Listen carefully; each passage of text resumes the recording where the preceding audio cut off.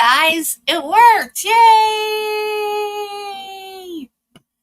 Yay! We are back for day 5, I think, of the Amber Alert murder trial.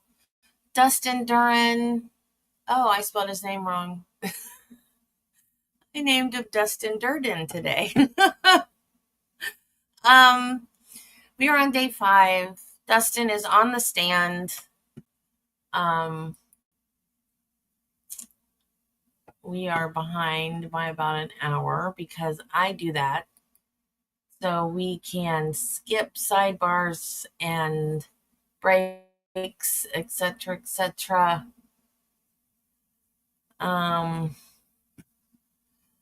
So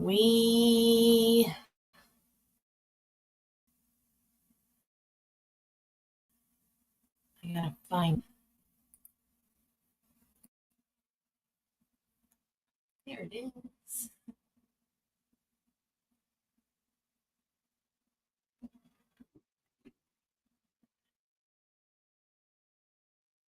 He's still on the stand.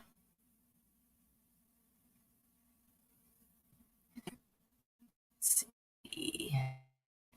Oh, Jennifer's already gone, but hey, Jennifer, Judy, Nancy, Marty, Nichols, Michelle.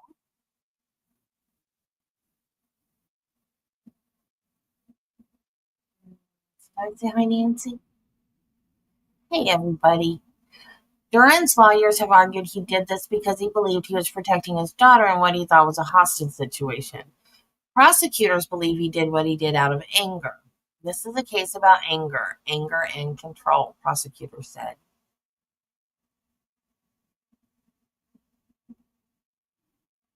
Ah, that's weird, Judy, because I keep thinking when we just see him from the back, I keep thinking it is Nick. It's weird. Isn't that weird? Because from the back, he kind of looks like him.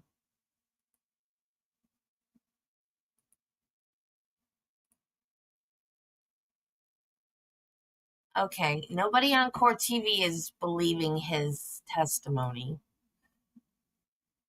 They put up a poll, but I've not heard his cross yet.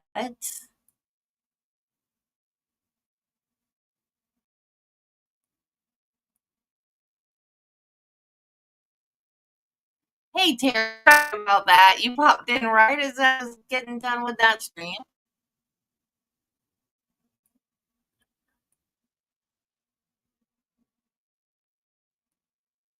Yeah, my Halloween's over because we don't have trick or treaters, and I already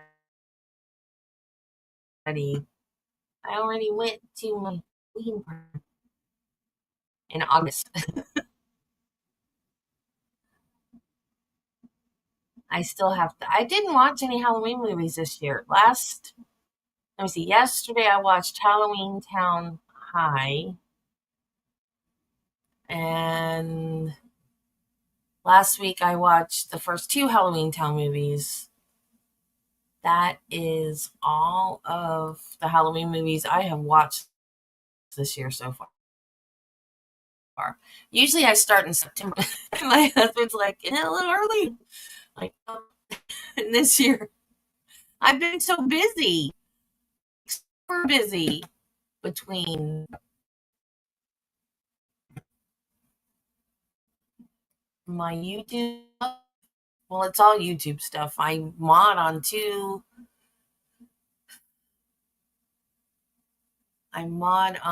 Disney channels and then this, and I'm always on YouTube. I don't have time to do anything else anymore.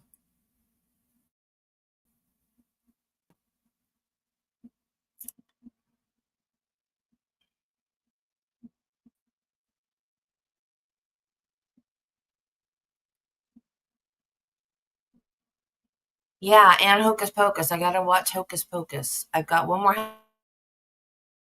Halloween Town movie to go, and Hocus Pocus, and I like the movies too, but I think I'm just gonna get through the Disney ones this year, and Another Disney one that I watch every year is Mom's Got a Date with a Vampire. It's really old, but it's really cute. It's one of my favorite ones.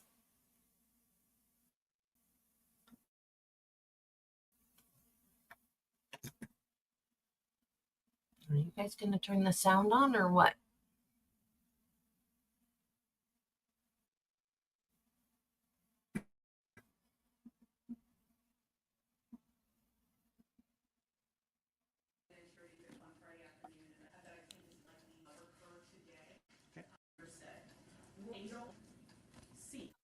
Hearsay means a statement that the declarant does not make while testifying at the current trial or hearing, and that a party offers an evidence to prove the truth of the matter asserted in the statement. And quoting from State versus, whether a statement is hearsay No. on the purpose for which it is offered. If a Oh, statement is not cool. offered to prove its truth, but is offered for some other reason, Same actresses, I hope. And Plantamero is citing State versus Reinholz, 169, New Hampshire at 28.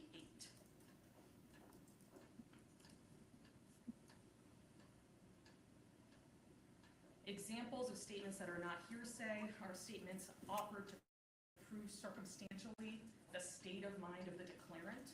So that would be an admissible purpose here. Statements offered to prove their effect on the listener.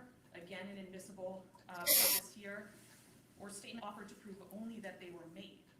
Why a witness pursued a course of action, or why a witness had a certain reaction. Words of legal significance.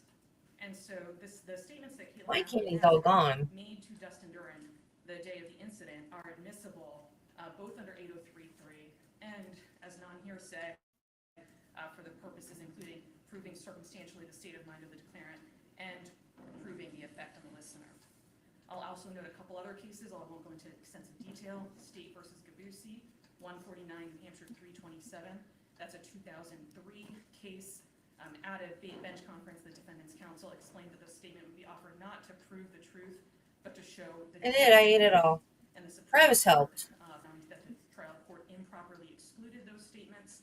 And in State versus McPherson, 127 New Hampshire 826, a 1986 case, the Supreme Court found that the trial court committed reversible error in excluding statements that were sought to be introduced not for their truth, but for the state of mind of the defendant. And so I want to just be clear that, that the argument that statements offered not for their truth are hearsay is not one that is legally correct, just to kind of preempt any need for extensive bench conferences while the jury is here. Understood. Attorney Reed. Your Honor, the state is well aware of what hearsay is and is not. We appreciate the lesson from defense counsel this morning. We'll object as statements become necessary to have objections.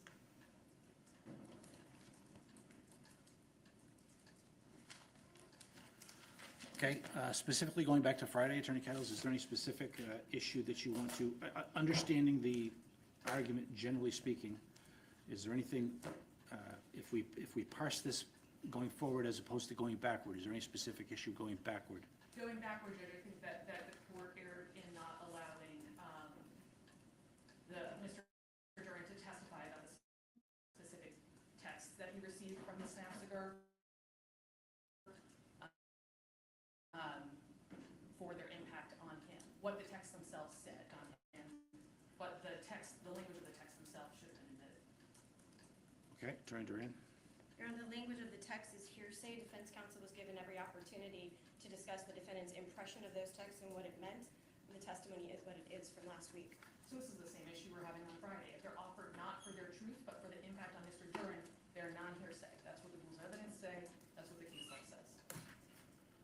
With respect to texts, one of the things that I discussed at the What am I going to do with you? during the bench conferences was there a specific text message that, out of many, that defendant wanted to introduce? And I know there was a large portion or a large volume of text messages. I note there wasn't any specific motion in limine relative to the voluminous text messages that are likely to exist. I haven't seen them, They weren't provided to me, not that they had to be provided to me, but again, I would note that there wasn't a specific motion in limine relative to text messages so that they can be appropriately sanitized and addressed, which is typically what happens when there's a slew of text messages in any case. In modern communication habits, modern technology, modern society, communication, there's a lot of text messages that go on. And my experience is typically if those are going to be highly probative on any issue, they will specifically be brought to the court's attention for purposes of editing and sanitizing what is usually quite a lot of hearsay and quite a lot of issues that come up, whether it's in texts or emails, quite frankly, text messages. And again, I think that the state of the evidence on Friday was that I was allowing defendant to testify about the effect of the text messages on him. So again, is there a specific issue within the scope of that? Was a specific text or comment that the defendant is asking me to reconsider at this point in time? Yes, Judge. As I mentioned on Friday, the specific text that we were seeking to admit, and I'm not seeking to have this entire packet admitted to the jury. Okay. Mr. Duren can testify what the texts he received are, and that would be sufficient. So the ones that I think are particularly at issue are the text messages where Mr. Duren asks, "So were you planning to stay with her, or are you staying at our house?" And Ms. Naffziger responds, "I spent most of my childhood running out the back door barefoot and hiding in the woods. I am not going to trap myself in an unfamiliar place where I am uncomfortable for several consecutive days. No one benefits from someone being debilitatingly anxious." And Mr. Duren responds, "Okay." The second step. Okay, so let's stop right there. So are you seeking to admit that one? Yes, I'd like to have Ms. Your Honor, we understand that defense counsel is standing in front of this court saying that we're not trying to admit those for the truth. Mr. Duren was able to testify, however, that based on that text message communication, he didn't believe that Caitlyn was going to be staying at his house. There are statements inside of that. You want to talk about what her anxiety is, what the basis of her anxiety is, why she would feel trapped. We're not able to get into the relationship with Mr. Duren in terms of Ms. Naffziger's feelings, but that sure brings some of them up. Your Honor, the exact content of the text message is exactly what defense counsel is trying to get into. They're trying to put that in. Otherwise, the impression that Mr. Duren has from it is sufficient. She wasn't going to stay there, and he has testified to that over the last 3.5 hours. As to that specific text message, motion to reconsider as to that specific message denied. Next one. Yes, Judge, and again, this is a set that I reviewed specifically with the court on Friday. Yep. Is it just you and Brenda? Is the question from Mr. Duren. The response is to work more from Ms. Naffziger, and then Mr. Duren says, "Is she picking you back up then?" And Judge, I think we have a fundamental issue here, which is that the content itself is admissible as non-hearsay. Not just the response of like, this is how the text made me feel, but what the text says is admissible under Gabusi, McPherson, under Plantamuro, and under Rule 801C2. And so it's not just the response, because the response is meaningless without understanding what causes the effect on Mr. Duren. Okay, with respect to that one, Attorney Duren. Your Honor, if that's defense counsel's argument, then they're arguing that the response comes in for the truth. They're arguing that the response itself and the content of it is what the jury should consider. The effect on Mr. But Duren. what the effect is on Mr. Duren, he has testified to.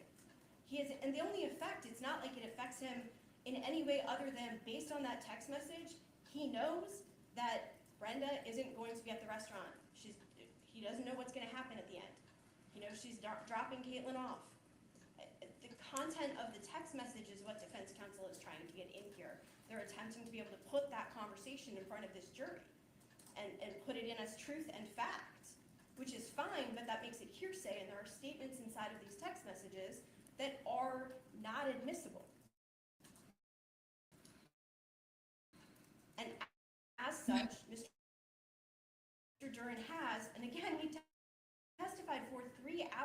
Friday about the background. We haven't even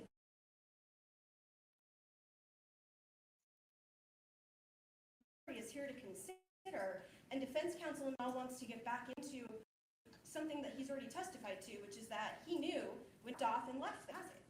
And the state relies on its arguments that were made at the bench and relies on the ruling of the court.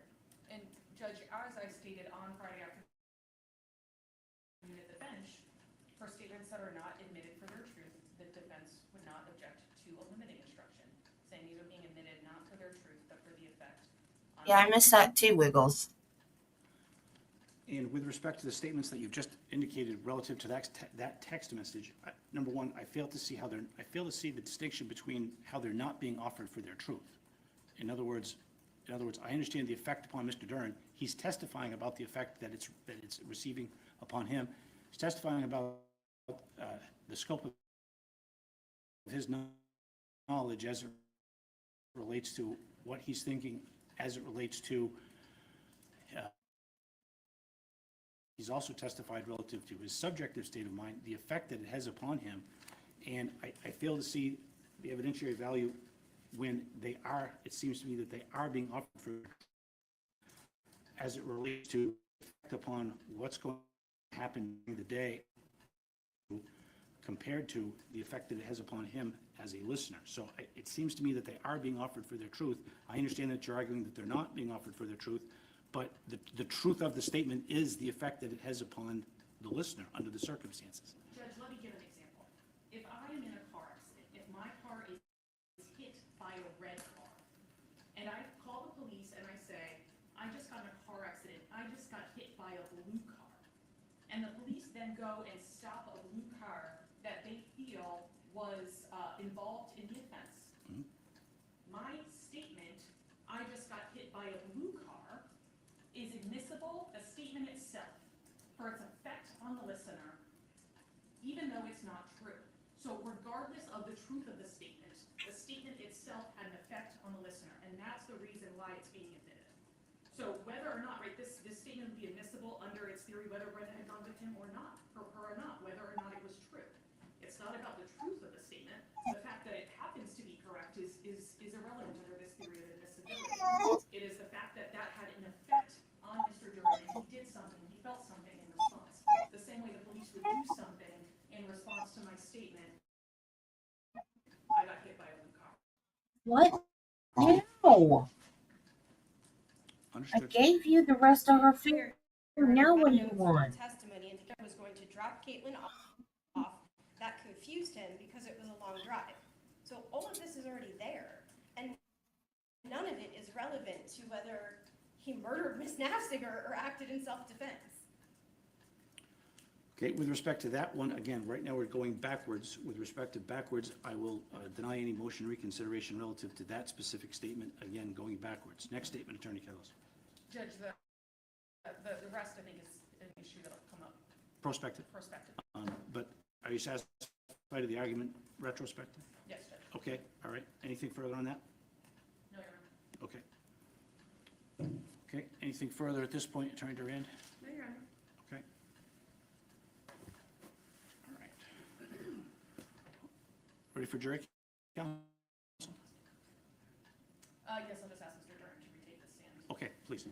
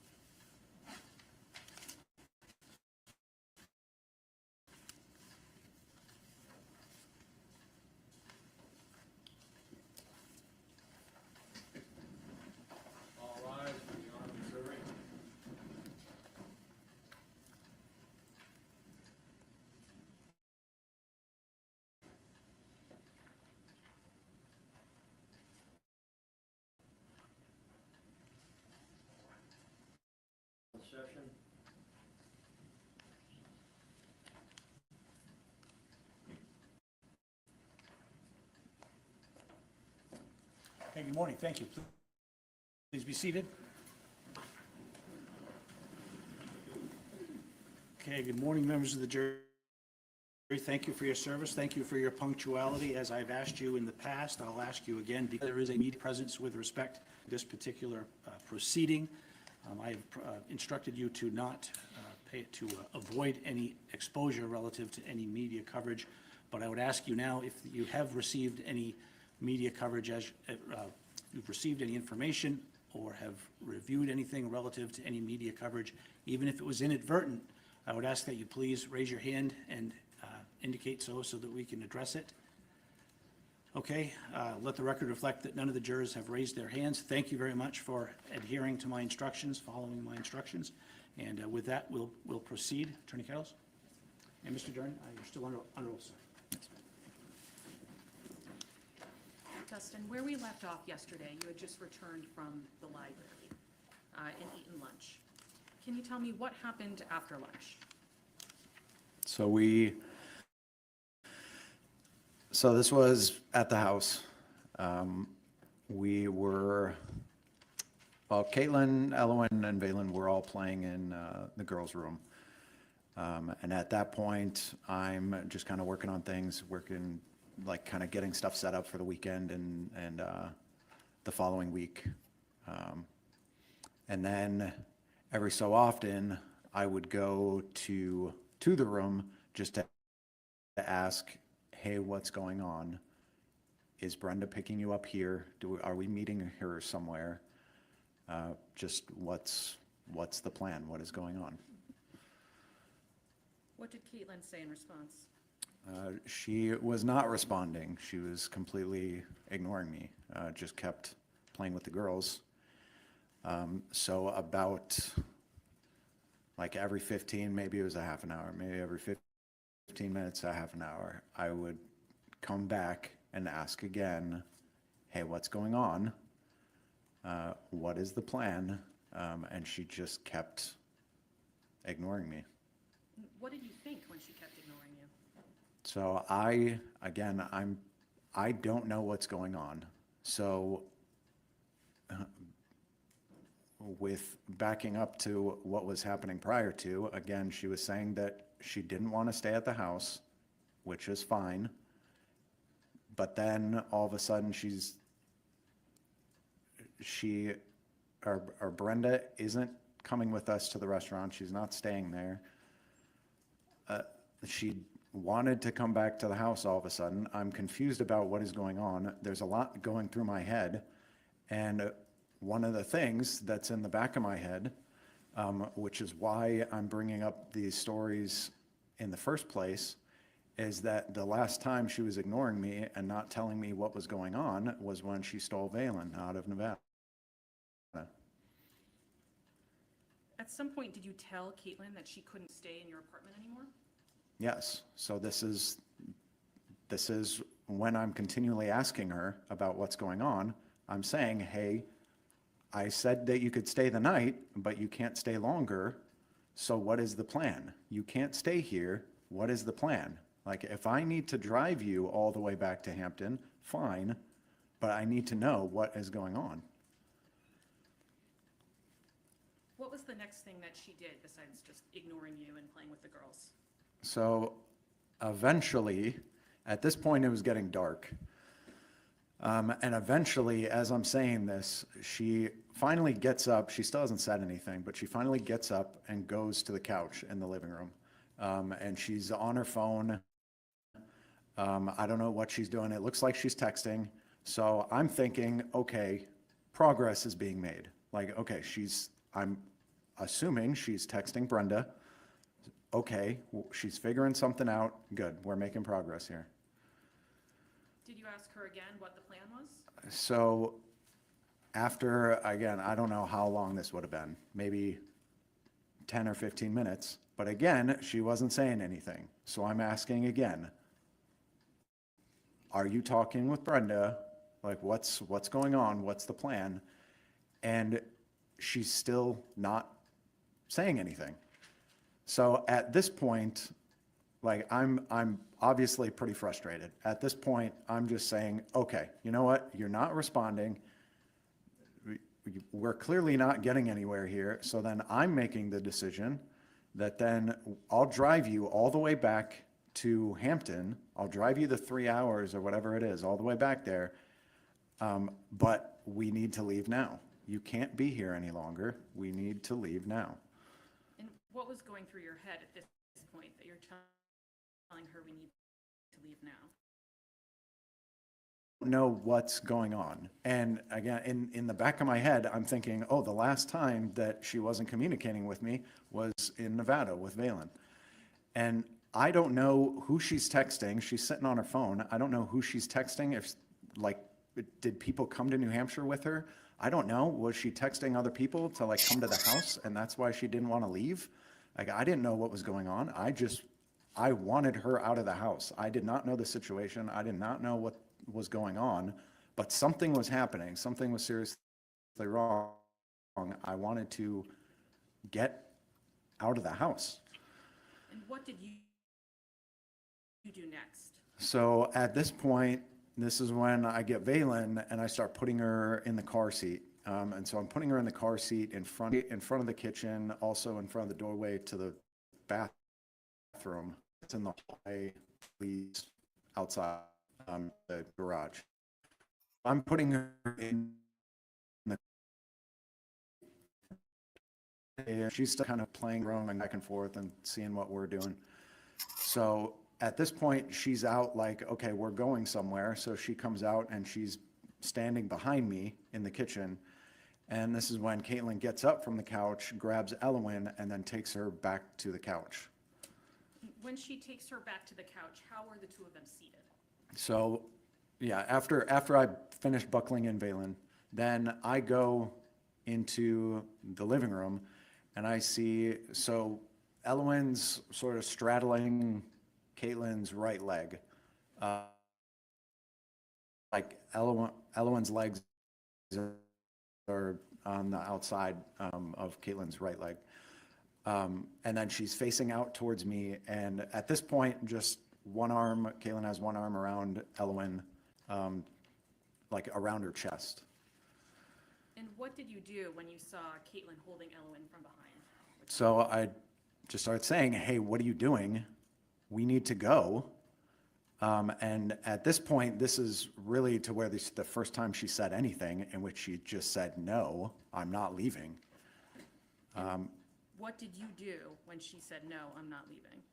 So again, I start saying, no, we need to leave. We need to go. And at this point, I go up and I try to grab Elwyn.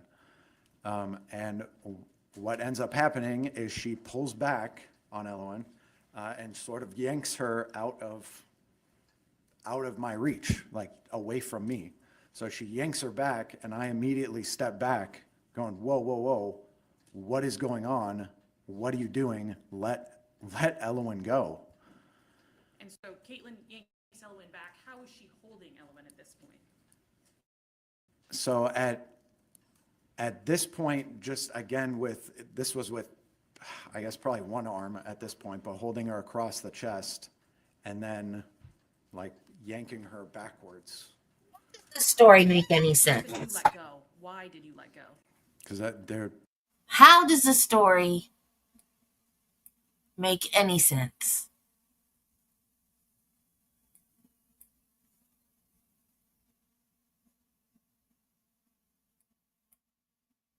Okay, Marty, I will. I'm confused. Did he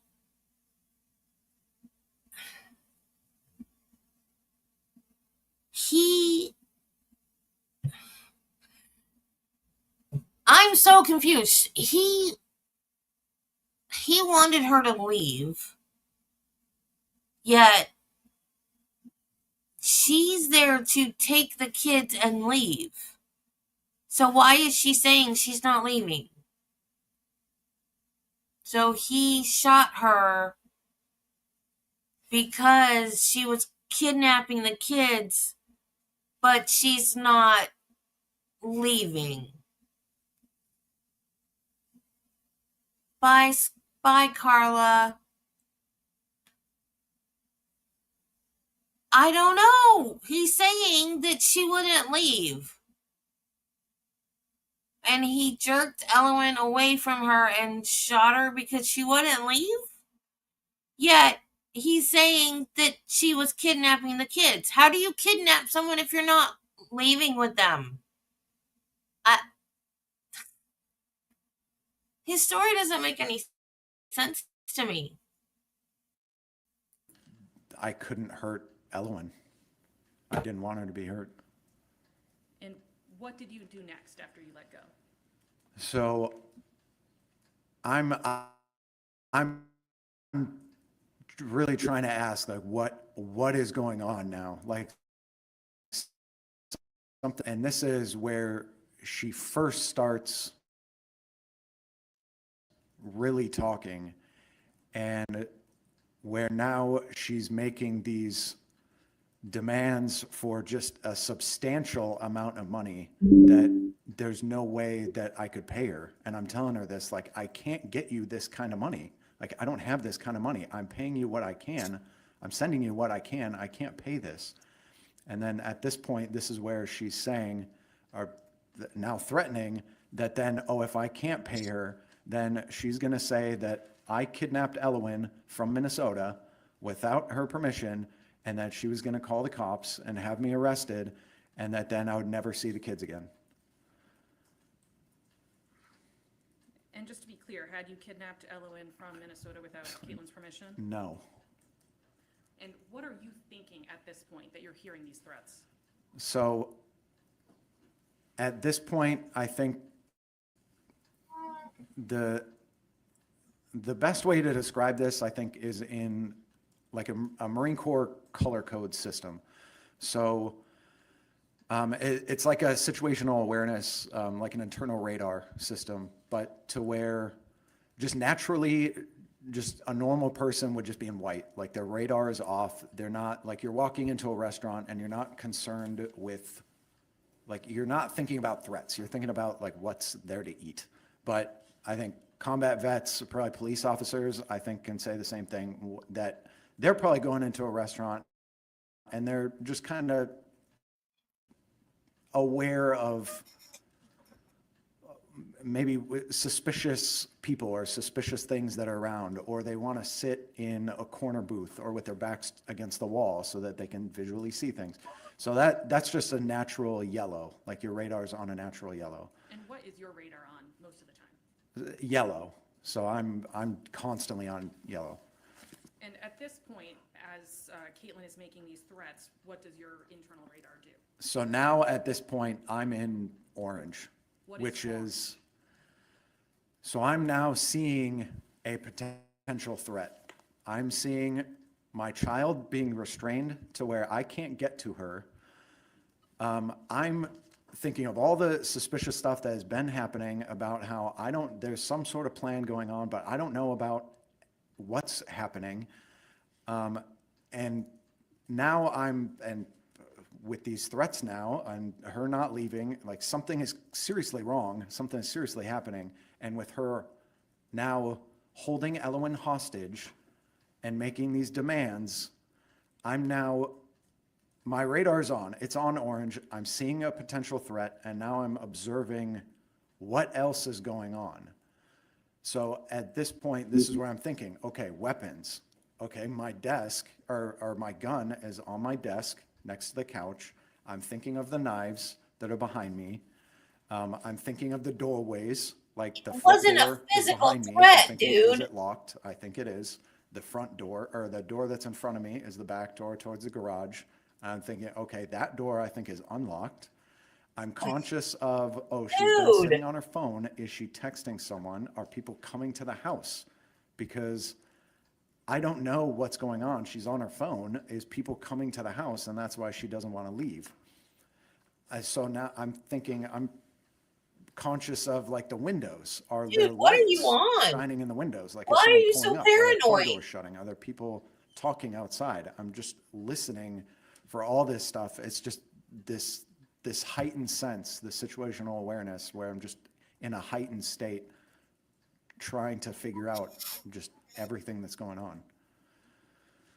And what do you do while you're in this what do you ask Caitlyn? So I'm now again, I'm just trying to say, hey, just let Elowen go. Like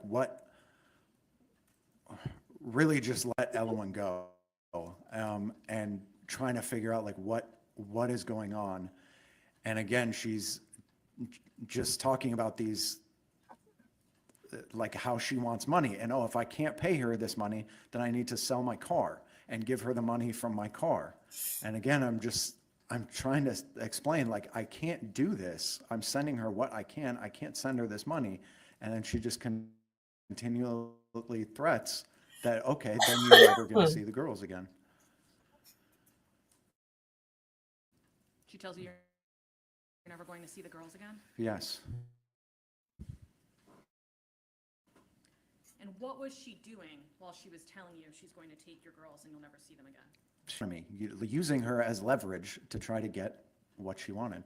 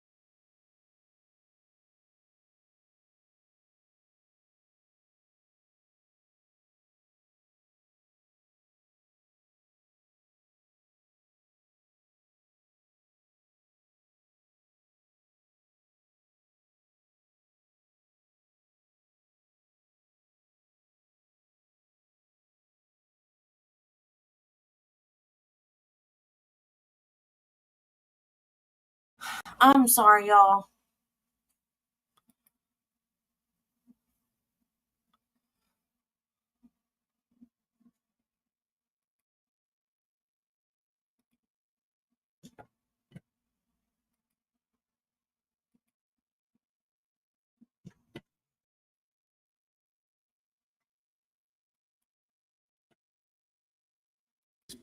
Putting her right foot up on the table.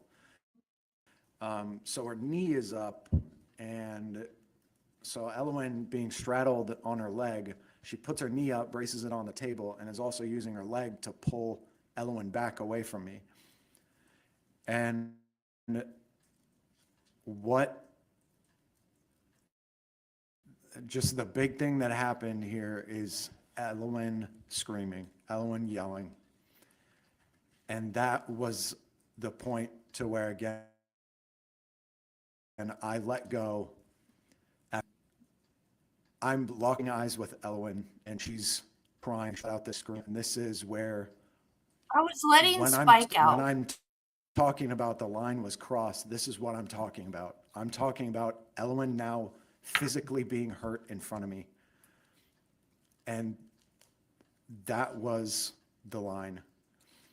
And what's going through your mind at this point when you've locked eyes with Elowen and you can see that she's been hurt? So then this is probably the best way to describe this, again, is through this system, this color system, to where now I'm going from orange to red, to where I see an immediate danger. I'm seeing an immediate threat to Elowen, and I have to take action immediately to save Elowen. And that's really what's going through my head. The single thing of, I have to get Elowen out of this situation immediately. What do you do? So this is where I'm talking about, to where I say it's like, it was like muscle memory. It was like training coming out, to where I didn't have to think about what was happening. It was like, I was trained for this, and this is what I'm supposed to do. But I take then, and this is also, again, this is, like I said, it was really, really fast. The entire thing probably took like 3 to 5 seconds max. I take the 2 steps over, grab the gun. As I'm taking probably the 3 steps back over, I'm chambering around into the gun. I grab Elowen by the shirt collar, the front of her shirt collar. I pull her forward, not to me. I pull her forward to get some sort of distance between her and Caitlyn. You've not seen Pull me her dropping. forward, and then fire.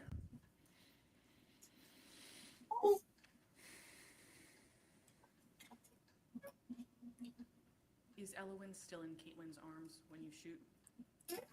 Yes. What happens after you fire?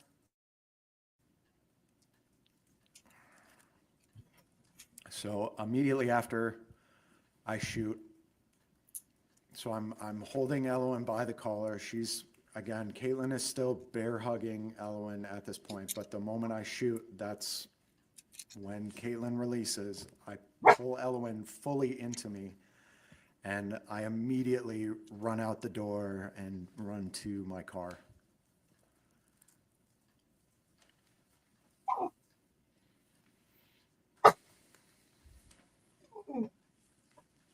Why are you After back you get to there? your car, what do you do? So once I'm in the car, this is when, again, the very first thing I'm thinking of is I need to make sure that Elowen is okay. So we sit down in the car, and I'm just checking her over, like physically, to make sure that there is nothing wrong with her, that there's no physical injuries wrong with her. I'm like checking through her hair to make sure that there's just nothing wrong. She's complaining about, she's covering her out loud. But she's still responding to me. I know she can still hear me, but she's just complaining that it was loud. And as I'm checking her over, I'm not seeing anything wrong with her. There's also nothing on her. So I'm making sure that she was okay, and she was Yeah. physically okay. Once you make sure that Ellen is physically okay, what happens next?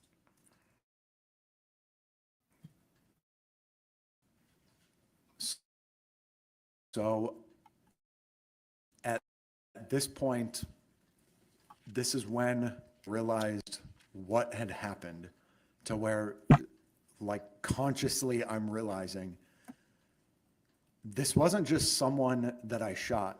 This was Caitlyn. This was someone that I cared about, who was important to me and my family and my kids. This wasn't just some random person. And I am I immediately felt horrible, and I didn't understand what was going on. Like, why was this happening? What just happened? Why was this happening? I didn't understand it.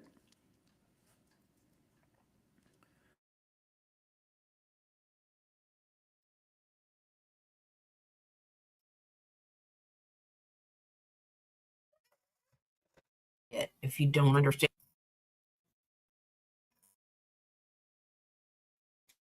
Stream your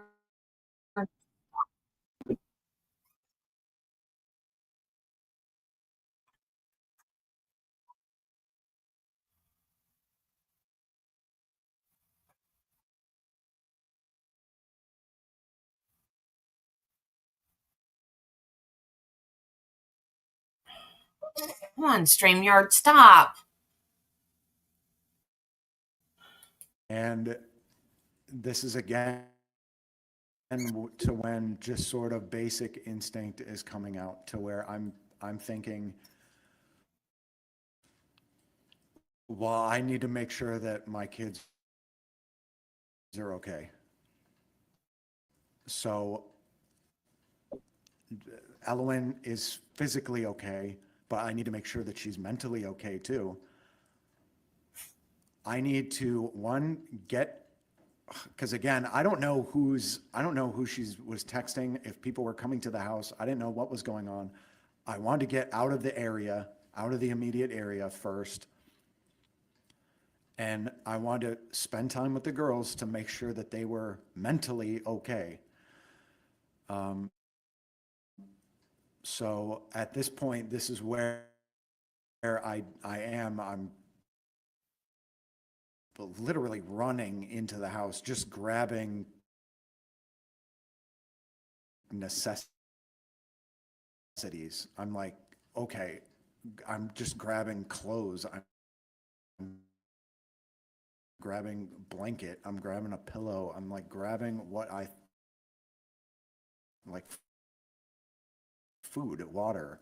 I'm just grabbing necessities to just bring back to the car. This all probably took maybe 5 minutes total, as I'm just running in the house and just grabbing things. I know, yeah, I grabbed my computer and my hard drive. I guess it was because, okay, my computer is my life outside of my kids. Like my hard drive, it's on my hard. So I guess a necessity. I just have to grab it. So I just grab it. And as I put all this stuff in the car, then immediately take off after the lights from it. The door? I mean, yes, I mean, I don't consciously bring it, but because just what I would do.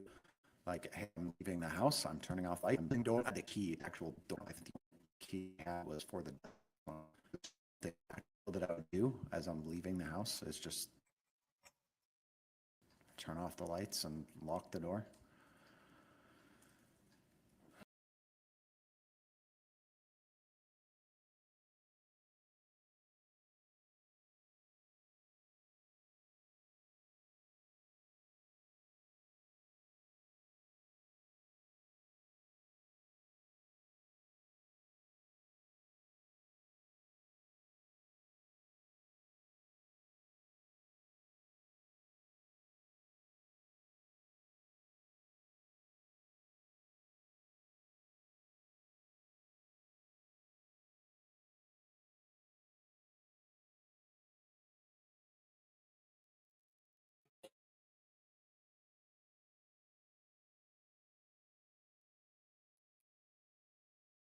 I knew it was going to happen. It was acting too hinky.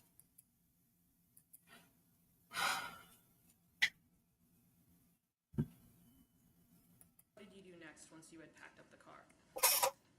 So at this point, I immediately got out of the immediate area. Elwyn and Valen, they both fell asleep pretty much immediately once I started driving. So I just kept going. I just kept driving. Eventually, I got to Concord and to where they're both awake at this point. And I wanted to, again, make sure that they were mentally okay. So I park, I think this was at like a CVS or a Walgreens or something. I park in a parking lot. And I sit down with them. I'm talking with them. I'm just making sure they're okay. I'm not talking about what just happened. I'm just asking if things are okay. And talking to Ellen specifically, I knew Valen was her same old happy self, so I wasn't worried about Valen, and she wasn't even in the room when this was going on. But Elowen, I'm talking to Elowen, and she seemed good. She kept saying like, I'm okay, Dad, I'm okay. And so at this point, I'm thinking too, okay, well, I haven't received any texts from anyone. I don't know. Again, I don't know if people were coming to the house. I haven't heard anything. I don't know what's going on. I don't even know if anyone knew that what had happened. So I'm thinking I have to tell somebody. So at this point, I do three things. So first I make a video just showing that we're all okay, that Elwyn and Valen specifically, that they're happy and that they're okay. So I just record a video. I'm telling Elwyn that That's I love her, creepy and at she's all. saying, I love you too, Dad, and I'm hugging her, and then Valen, I'm saying I love Valen, and Elwyn says, oh, I love you too, Valen, and we're just hugging, and all, but that we're okay and we're happy, and that, just that we're okay. And then I send that to my parents. The second thing I do, because I was already thinking this before I had called my parents, but I was thinking again, I didn't know what to do. I didn't know what was the right thing to do in this moment. And I didn't understand what was even happening at this point. What had happened, like the why, the what, but anyways, so I'm thinking, okay, I still want to spend more time with the girls. I want to, again, just make sure that specifically Alwyn is mentally okay. So I'm going on Google Maps, and I'm sort of planning a route west because I knew I was going to shut my phone off. So I'm planning a route southwest through New York, and I'm writing it down on a Post-it note, which the Post-it note that was still in the car, so you could literally see the route that I took. But I write it down on the Post-it note, and then 3, I call my parents. Who do you speak to specifically? So specifically, I call my mom, and I don't tell her anything specifically what happened. I just tell her that I shot Caitlyn, that I was gonna go dark for a little bit, as in turn my phone off. I didn't want anyone to find us at that point. I wasn't trusting anyone else to make sure that my girls were okay in that moment. Like, I was the only one that could make sure that my girls were okay. So I didn't want to be found at that moment. So So anyways, I'm telling my mom this, and I'm Delusional. telling her, hey, you also need to call the cops to make sure that they know what happened. And that was the extent of the conversation. I didn't tell her anything more than that. Which of your parents did you think would call the cops? I mean, I guess I would assumed it would be my dad, and especially as a retired deputy. I mean, I assumed he would be the one to do it. What did you do after you talked to your mom?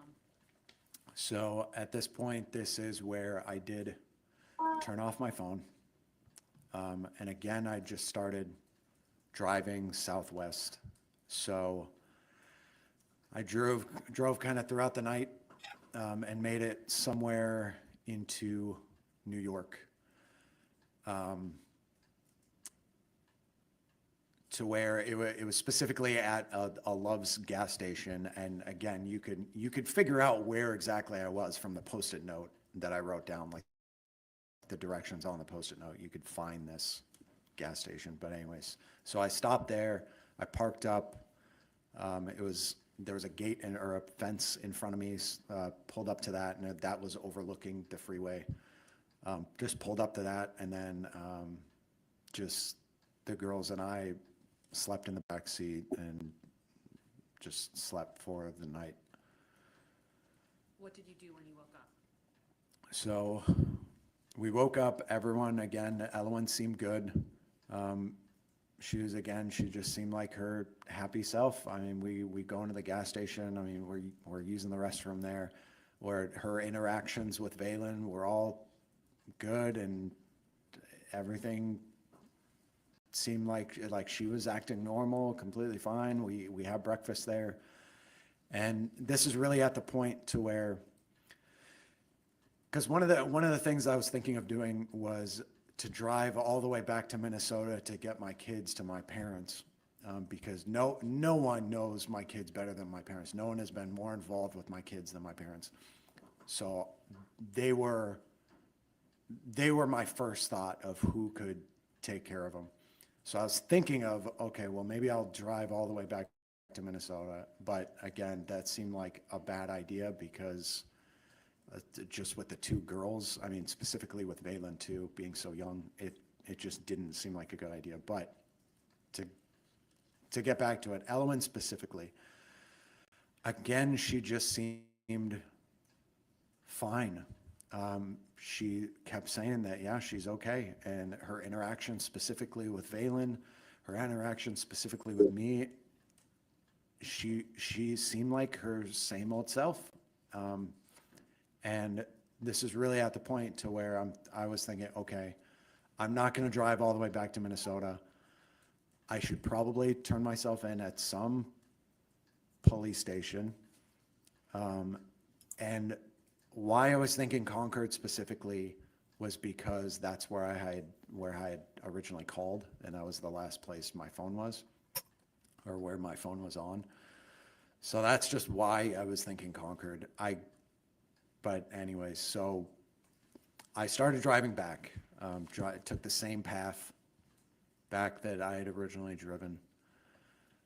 And then started thinking that, okay, now I want to get brunch with the girls.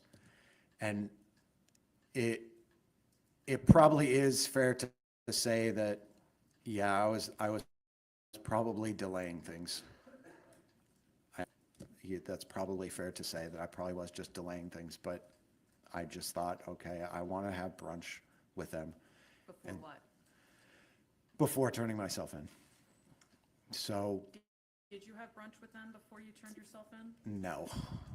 What happened? So through Keene, so I just entered New Hampshire, and I'm driving through Keene, and I'm looking at restaurants, and as I said before, I see the Applebee's. I'm not looking at anyone else. By the way, I never even knew that there was an Amber Alert. I didn't even think about that would happen. So I didn't know that this was anything other than just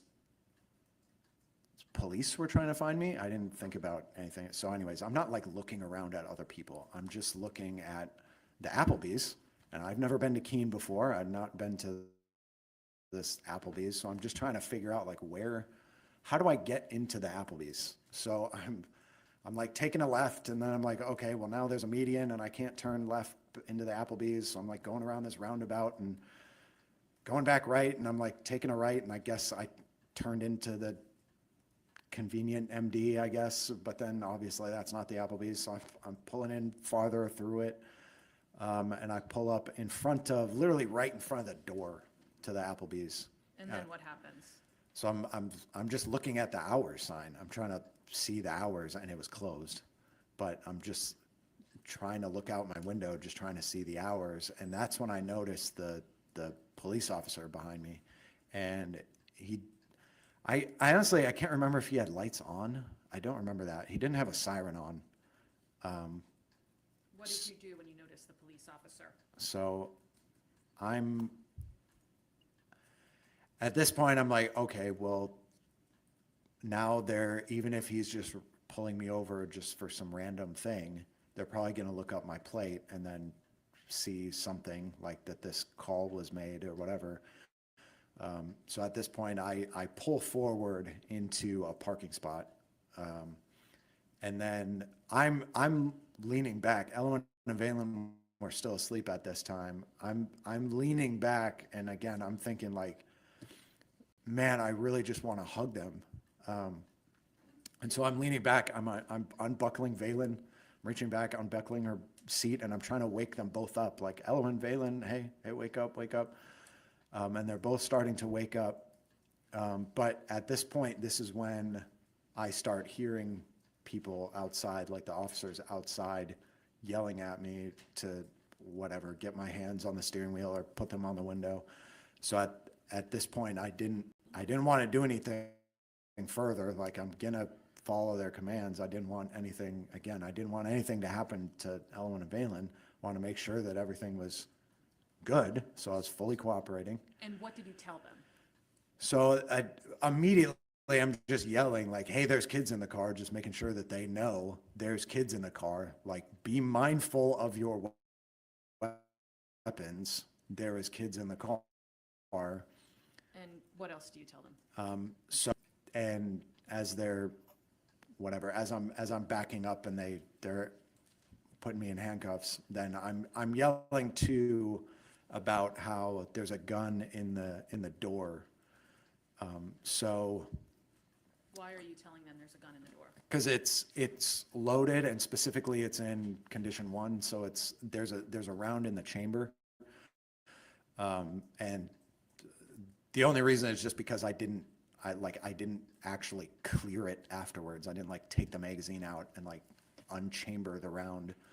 I just left it, just put on safe, left it, or set it in the door, the driver door. Why did you tell them that the gun was there? But just to make sure that they knew that there was a gun in the door. Like, I don't want them like whatever, bumping it or like grabbing it accidentally or just something, whatever. Just trying to be safe and just letting them know where a weapon is in the car. And then were you taken into custody? So yes, and then that's when, yes, specifically I'm putting that one police cruiser. The detective did come up to me prior to in the doorway, and he didn't really say much. He was just asking if I was okay, and then two, if I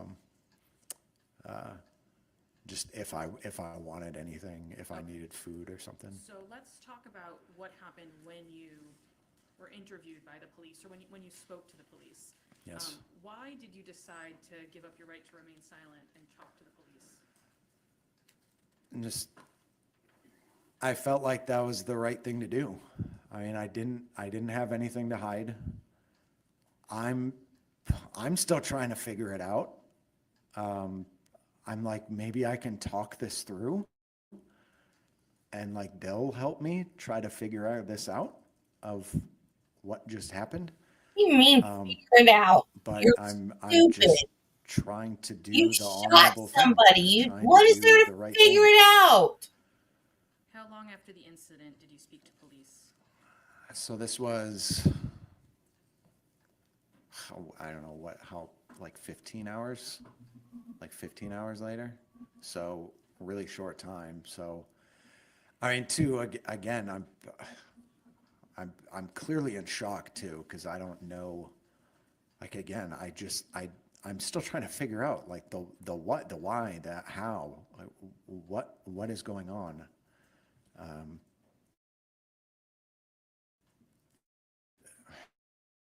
But yeah, anyways. And tell us what's going through your head. You know, what's kind of your.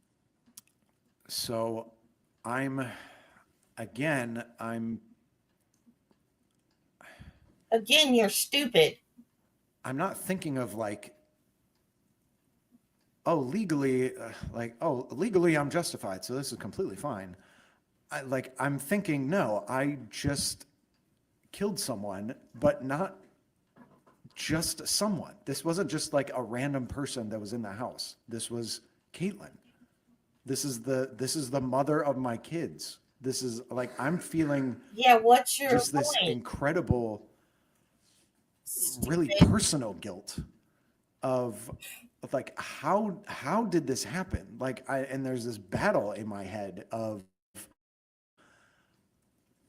I don't feel like I did something. Like, I don't feel like this is my fault. Like, I didn't want this. Like, I didn't put this position together. Shot Like, someone. I wasn't the one who brought this all together. I'm not the one who was like holding Elwyn hostage in front of me. I'm not the one that like was trying to plan all this stuff. Oh my Like, God. but at the same time, I still fired the shot. So I didn't know. I felt this really big, just personal guilt. You should have. You shot someone. In your police interview, you told police it was definitely very fast and deliberate. And then a moment later, you said it was very, very fast, very deliberate. What did you mean when you said it was fast and deliberate? So again, with the fast, again, this, like I said, the entire process maybe took 3 seconds, like maximum 5 seconds. So again, incredibly fast. But two, I'm speaking about the physical action. I'm not talking about any sort of mental state. I'm talking about the physical action. But what I mean is like how meticulous it was, like how perfectly performed it was, to where, and especially with how fast it was, for everything to happen within 3 to 5 seconds, like those 2 steps, grabbing it, chambering it, the 3 steps back at the same time, the grabbing Elwyn, the firing, it was so fast and so meticulously performed. That's what I was trying to express. So like the physical action was deliberate? The physical action, yes. All right, you also told the police, it doesn't matter if she was threatening, I understand the consequences. What did you mean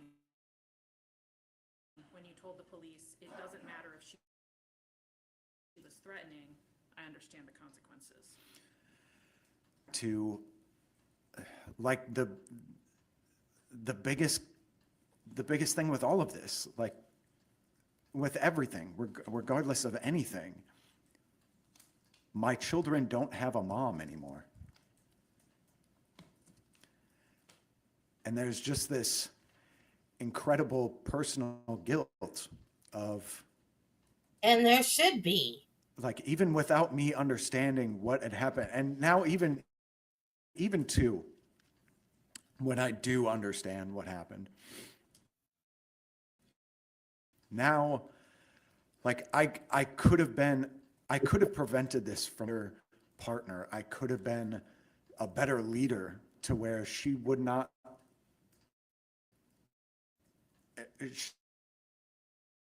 she would not have to even plan this out. Like she wouldn't have to go to people like Brenda or be coerced into trying to do stuff like this. Like I should have been happened. Yeah, you should have pled guilty and saved taxpayers' money if you wanted to be a better person. If you wanted to address whether you regretted shooting Caitlyn and that it felt like a trap question. Why did it feel like a trap question? So either response felt like the wrong response. So if I said yes, that I regretted shooting her, then that would mean that, oh, so previously I did want to, but now I don't. Well, that's incorrect. So that felt like a wrong response. But then if I say no, then that means, then I just don't care that she's dead, which is also a wrong response. So it felt like whatever I said was just not the right answer.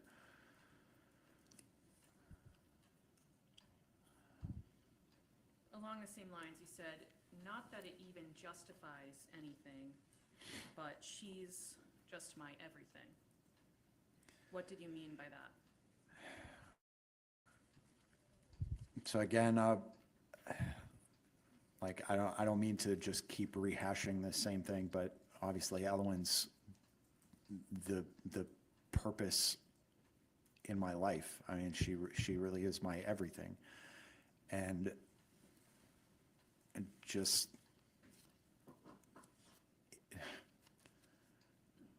like trying to understand what had happened.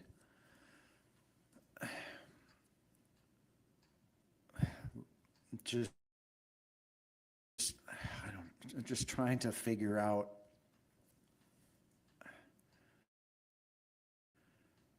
like did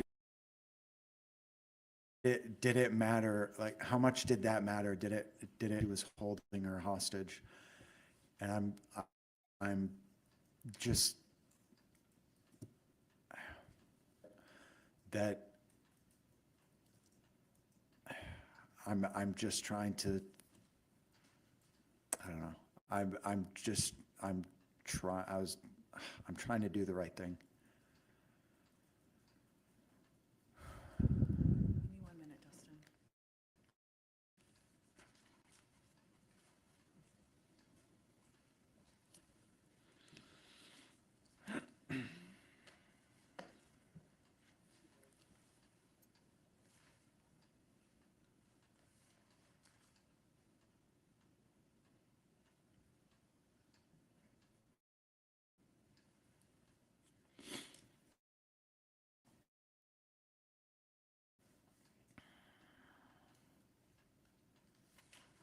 Dustin, at this point, I don't have any more questions for you.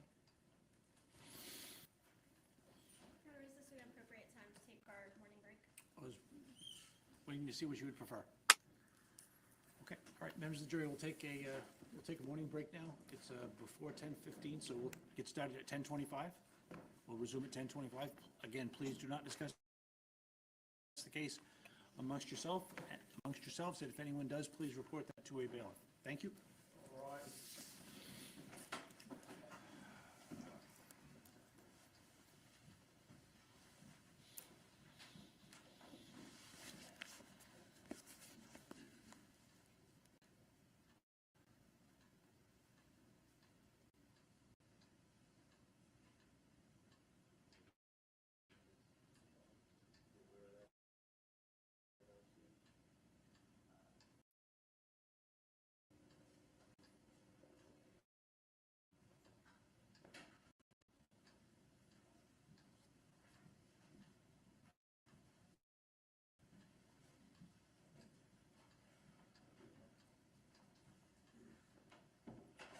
Thank you. Please be seated.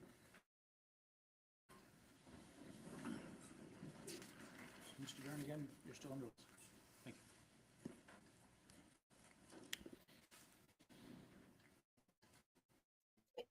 Yeah.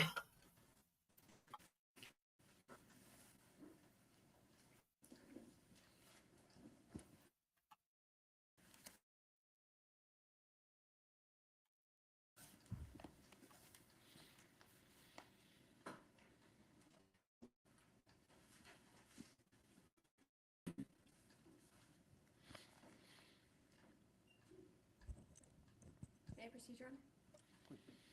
Mr. Duren, you testified on Friday that it was January 19th of 2024 when Caitlyn first sent you her flight information as to how she was going to come to New Hampshire with Valen. Is that correct?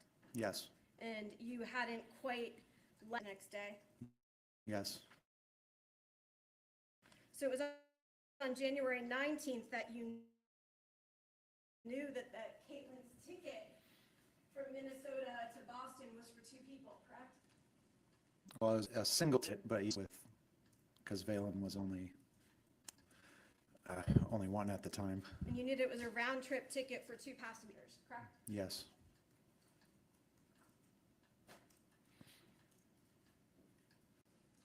But your intention was, and the thought was, that Caitlyn wouldn't bring Valen back to Minnesota, that you would keep her there with you, correct? yes,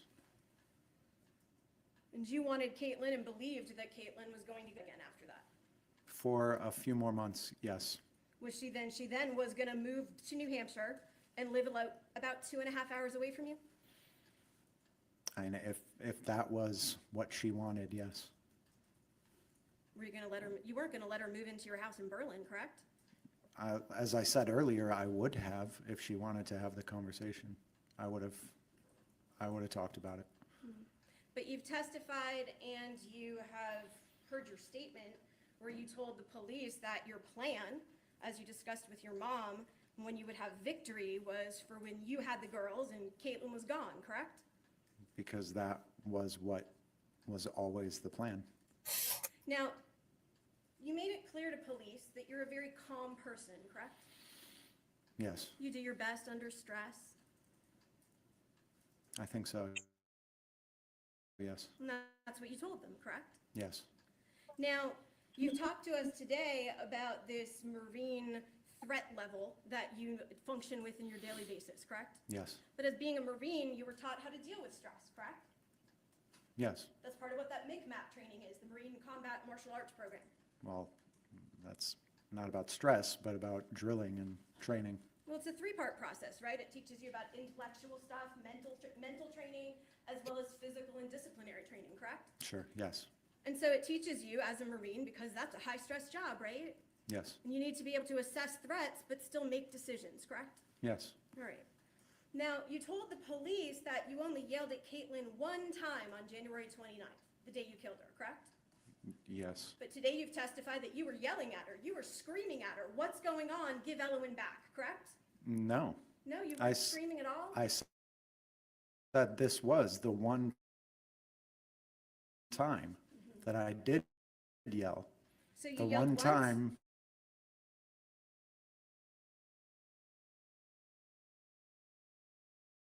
maybe it was 2 sentences. Could- I was having justifiable emotions with my child being held hostage in front of me. And those But emotions yes. were frustration, correct? You could say that, yes. Anger, correct? No, I don't think so. You weren't angry, you just said she was being held hostage, that didn't She make was. you angry? I was frustrated, yes, but I wouldn't go so far as to say that I was angry. But it caused you to yell just once, and that's one of what, 3 times in your entire relationship? Yes, Now, there was no time on January 29th of 2024 where Caitlyn hit you, correct? no, She never struck you? no, She never struck Elowen? no, She never struck Valen? no, In the moments before you shot her, you described to police that she was holding Elowen in a bear hug, correct? yes. Today, you've described it as a one-arm hold, fair to say? No, the bear hug was in the third attempt, the final attempt. Okay, but before that, Caitlyn was only holding Elowen with one arm. Sure, yes, Caitlyn was 5 feet tall. yes, She was 114 pounds. about, yeah, Okay. Well, you heard the medical examiner say he weighed her naked body, and she was 114 pounds, correct? okay, yes, Now, you are about 5'10", correct? yes, On your license, it says you were 190 pounds, fair to say? yes, You're bigger than she is, yes. stronger than she is. But that has nothing to do with when she's holding my child hostage and restraining her. Mr. Duren, you're bigger than she is, correct? Yes, You're stronger than she is, yeah, correct? yes, You've had martial arts training, correct? yes, You know how to fight with your hands. yes. And yet, when Caitlyn was holding Elowen with one arm, you couldn't get her away. Without hurting Elowen, no. Your testimony today is actually that you shot Caitlyn because she hurt Elowen in a moment when you tried to pull her away, correct? Yes. She had no weapons? Well, actually, I Mr. should Duren, clarify. You've answered the question. You had no weapons? I'm I sorry, had? She had no weapons? She did not have a weapon, no. She did not have a knife? She did not have a knife, no. Where you were standing, you had 2 pocket knives behind you in the room, correct? In the bedroom, In your bedroom? yes, behind me, The front door was behind you. yes, Where you were positioned in the living room, she would have to go through you to get to the back door, correct? yes. That's why I didn't want to leave the immediate area, why I had to keep constant visual on her and Elwyn. But you didn't have constant visual on Valen, correct? Sadly, no. Caitlyn did not have a gun, correct? No. We know. You had the gun. Well, Right. the gun was, technically, the gun was closer to her, but there was a gun in the room, yes.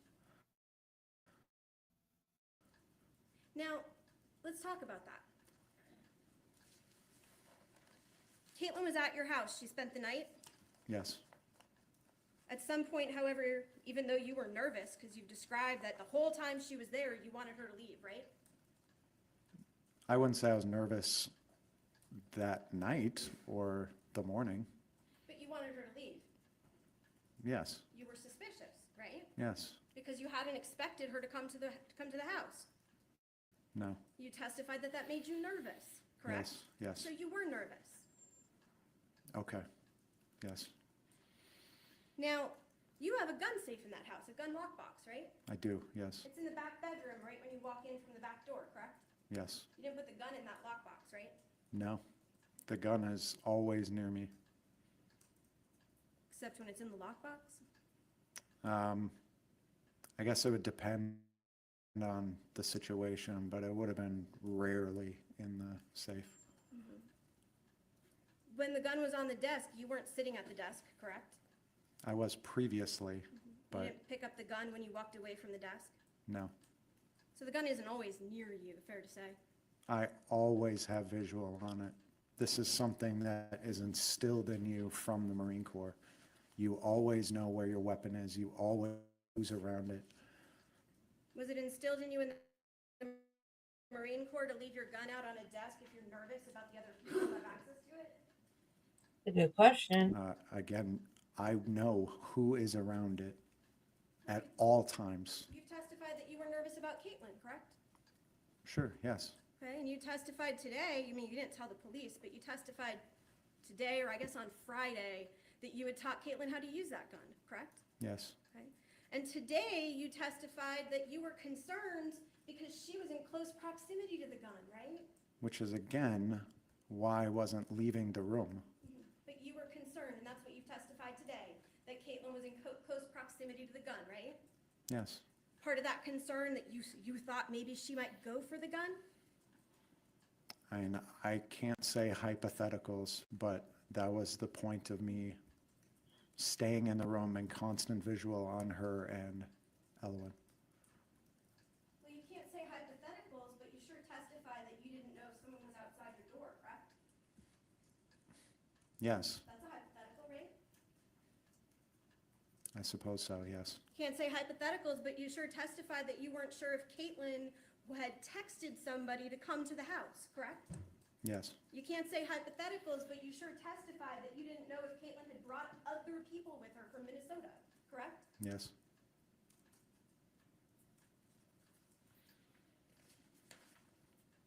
Now, I want to talk to you a little bit more about your calmness under stress.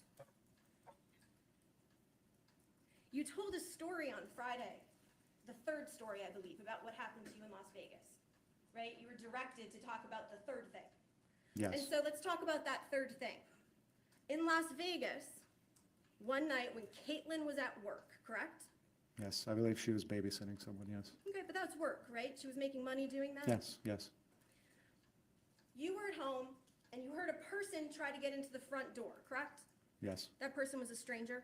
yes. You didn't know them? No, Had no reason to have feelings for that person? no, No love for them? no. You picked up your gun when you heard that person at the door, correct? Yes, after bringing Elowen upstairs and made sure that she was safe upstairs and not to move. Left her in a place in the house where you didn't have eyes on her, correct? They would have had to got through me to get to her. Yes, You made sure that it was loaded with a clip in it? and it was loaded previously, but yes. Okay. You racked the slide to make it ready to fire? It was, at that point, actually, it was already loaded. So you already had it ready to fire? Yes, So when you told the police in your statement that you are a person who never keeps the gun with a bullet in the chamber, that wasn't quite true, correct? never, I guess I shouldn't have said an absolute like never, but a majority of the time, it is in condition 3, not condition 1. So normally without a round in the chamber. So when the person was trying to break in your front door and you picked up your gun, it was already ready to go, right? Yes, Was the safety on? yes, Did you turn it off? no, So you approached the stranger at your front door with a loaded gun ready to fire, but the safety's still on, correct? yes, that is how you train. You don't take the safety off until immediately before you fire, and then you immediately put it back on. And holding that gun, you told the stranger to leave. Yes, Holding that gun, you told the stranger that you were armed, correct? yes, Holding that gun, you opened your front door to the stranger and said you should go, correct? yes, Holding that gun, you showed the stranger your weapon and you said, look, I'm armed, correct? yes. You told the stranger you could shoot, correct? No, but Pretty much I'm implied. flashing it, yes, yes, You had called the police that night. yes, Your muscle memory didn't take over, right? You didn't just shoot the stranger, because the stranger wasn't holding my child, but the stranger was trying to break into the house where your child was located. but I was in between that person and the child, and they But- weren't, and they were never in the house. And you didn't shoot that stranger in the head, did you? No. Well, they continued banging on windows and trying to get in through windows, and then eventually left as I stayed downstairs and monitored. So this person not just knocks on your door and attempts to break in, but now they're breaking through windows, you don't see your child, and you don't shoot, They correct? didn't actually break a window, but they were banging on windows, yes. You testified that on February the 14th of 2024, you called the Berlin Police Department, right? Yes, And you called them because you just had a fight over the phone, so you say, with Caitlyn, correct? yes, And that was about custody, correct? yes, And in that phone conversation, is it fair to say that Caitlyn made some of the same statements you've testified she made on the 29th before you shot her? yes, You say that she was demanding money, she wanted the kids on her taxes, she was never gonna let you see them again, and she was gonna bring them back to Minnesota, correct? yes, So to call the Berlin Police Department, you had to look up that phone number, correct? I did, yes. You spoke with somebody for over 6 minutes at the police department, didn't you? Okay, yes, On February 29th, you had your cell phone with you, right? I couldn't say where it was, but You had it while Caitlyn was at your apartment? yes, You had it the whole time that she was there? yes. You had it the every 15 to 30 minutes that you walked in to ask her to leave and she ignored you? Well, I wasn't seeing a threat at that point. But you were nervous. I was, yes. You testified just now that that made you wonder what the There plan wasn't was, a what she was gonna do, threat when you whether she shot her was either. correct. But I don't think that would be appropriate to call the police over. But then after those, you didn't shoot her then either, correct? No, So after going into the room every 15 to 30 minutes, and let's be clear, this is from lunchtime, correct, until it gets dark. yes, So so, let's say from noon till maybe 5 p.m. sure, Okay, yes. just as an average, right? So 12 to 1, 1 to 2, 2 to 3, 3 to 4, 4 to 5, 5 hours, right?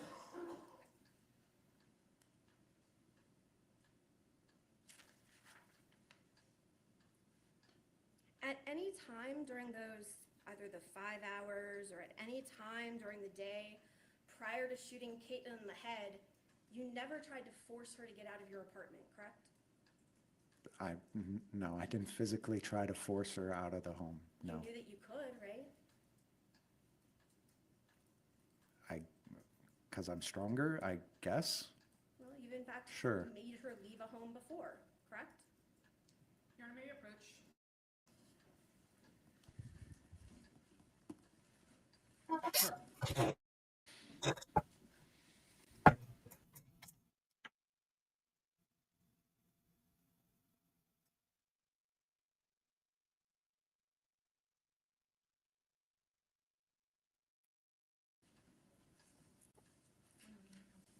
I bet he's wishing now he hadn't told that story about the guy trying to break in.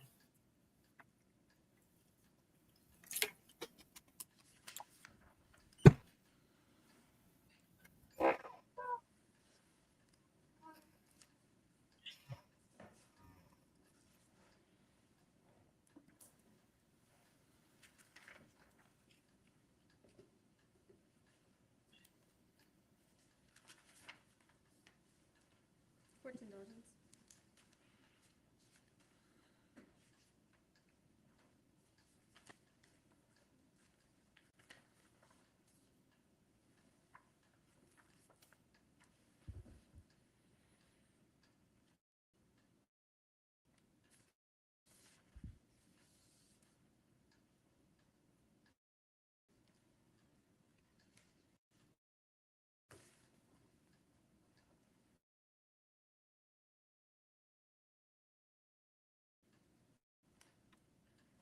Mr. Duren, at no time before you shot Caitlyn in the head,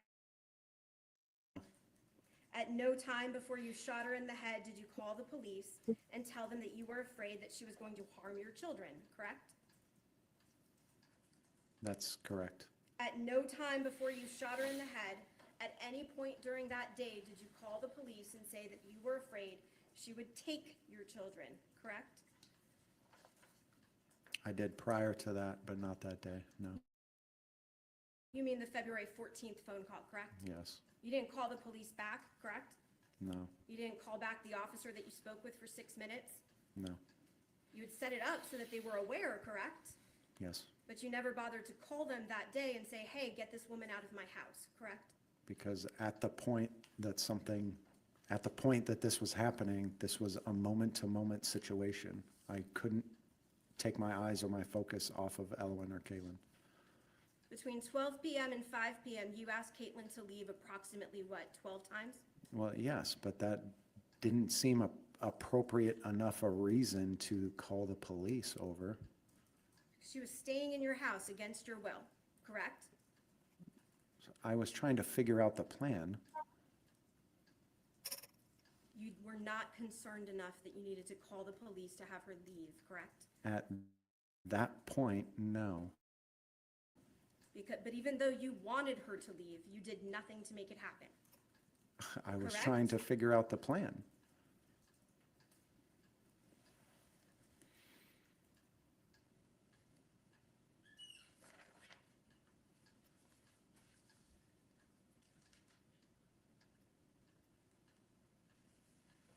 Mr. Duren, after you shot the police, and you've testified here today that you didn't understand what had happened, correct? Can you clarify? I You shot the testi- police? After you shot Caitlyn, you have testified today that you did not understand what had happened, correct? Yes, I was trying to figure it out. You were trained as a Marine, right? Yes? You know what happens when you fire a gun at somebody, correct? Yes, You know what the intention is when you point and fire a gun at somebody, correct? yes, And that intention is to kill. yes, You knew that you had done that you had killed Caitlyn, correct? I didn't consciously realize that it was Elwyn. So you knew that there was somebody dead on the couch in your living room, right?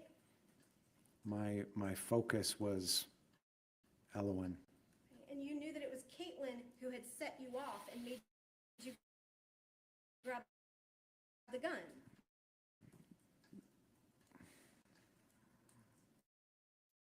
I don't know if I would say set me off, but yeah, Tick, right? hurting my child in front of me. Yes, Okay. And your testimony today is that that is the reason why you fired. yes, After you shot her, you didn't call the police to report that you had just killed somebody inside of your own apartment. no, You didn't call the police and report that you had done that because somebody had hurt your child, correct? no, You didn't do that to say to the police, hey, I thought they were going to kidnap my child, correct? correct, You didn't call the police and say, hey, I thought that my child was being held hostage and I had no choice, correct? I did not call the police and tell them those things, no. You never called the police, did you? I called my parents and told them to call the police, You yes. agree that's not calling the police, correct? Technically, no. Not technically, sir. It is not calling the police to call your parents who live thousands of miles away. Fair to say? Okay, yes.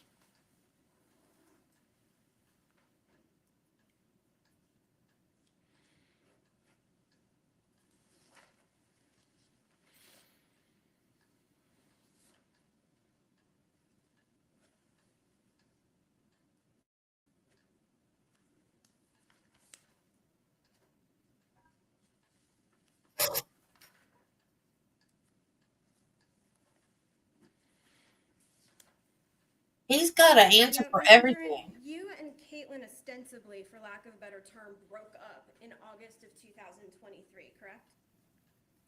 Well, I guess a couple weeks before, end of July. But End of yes, July? yes, Okay. yes. And since that time, you've engaged in different arguments about the children, fair to say? Sure, yes. About their custody, who they should live with more often than not, fair to say? Sure, yes. You've had the same arguments since you broke up that you've described to us here in your testimony today, right?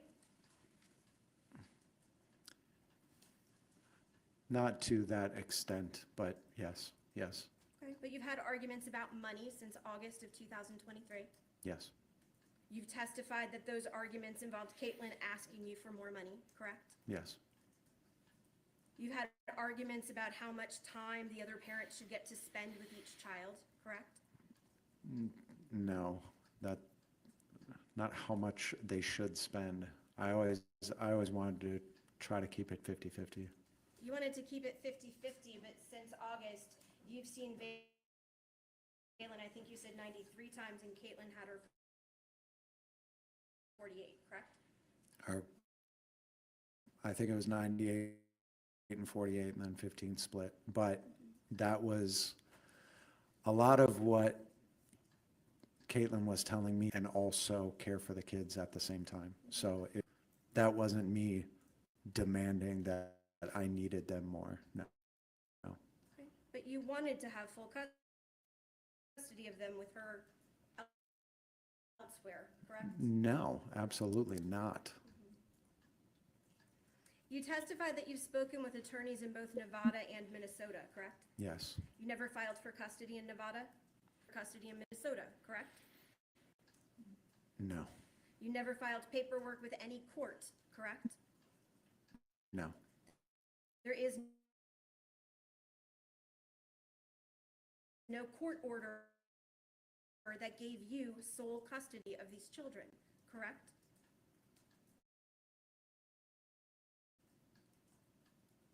No, I didn't want full custody or sole custody. And there was no court order that took away Caitlyn. In fact, and you had the same or equal rights to both children, correct? Objection, speculation.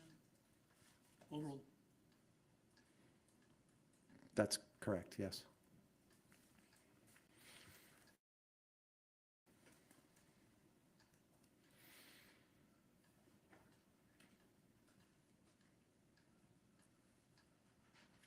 Now, when you walked over to your desk to pick up the gun, you picked up the gun, correct? Yes, You've testified that you racked the slide. yes, That placed a bullet in the chamber, correct? yes. You left the safety on at that point because you were not quite ready to fire? Well, I'm fairly certain when you rack it back, the safety gets flipped off because the hammer is back. Caitlyn saw you pick up the gun, didn't she? I'm sure she did, yes. Caitlyn heard you. Approach.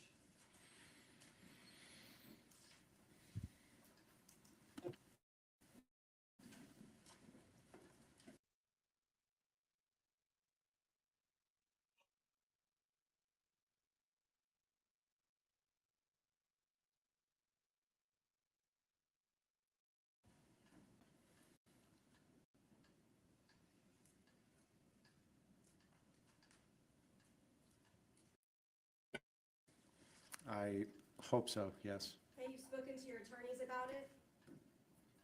yes. You've gone over any reports that were created? Your Honor, please approach. Good gravy, Marie.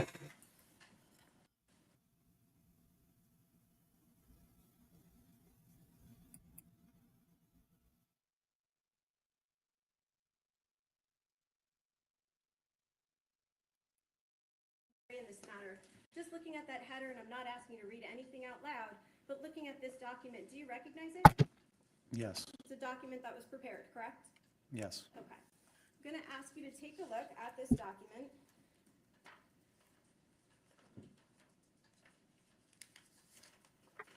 I'm going to ask you, counsel, for your information. It's on page 2 of that document. I'm going to ask you to take a look at the third paragraph. And really, it's towards the bottom here. I'm going to ask you to read those to yourself and you look up.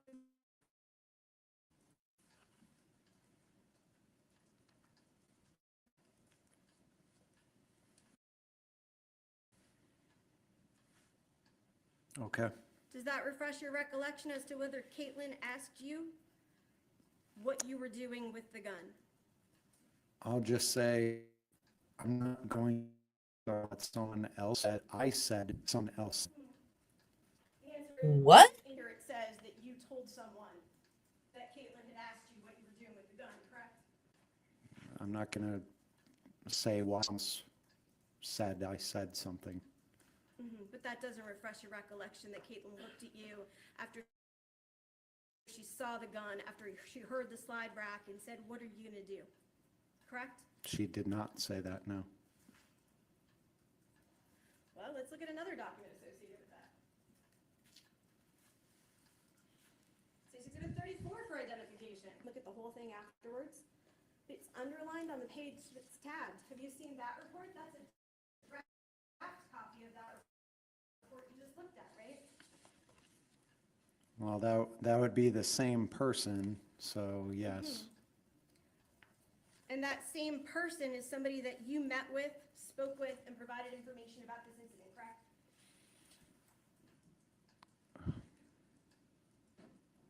Sure, yes. Someone who you've described in messages as the key to everything, correct? No. That report where it says, and Caitlyn nonchalantly, Your Honor, may we approach?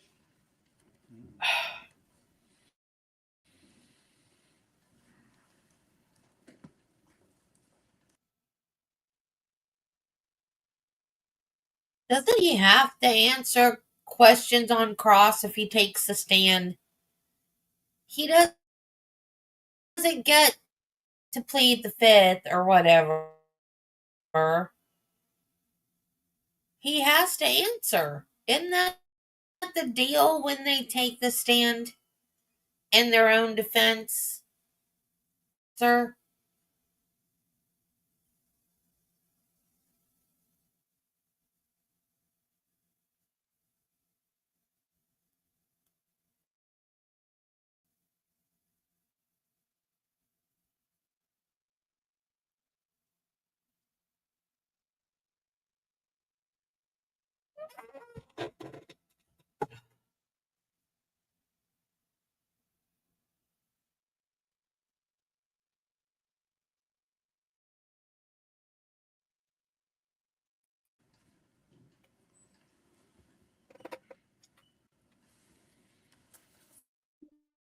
So, Mr. Duren, after you picked up the gun, racked the slide, you walked back over to where Caitlyn was on the sofa, correct?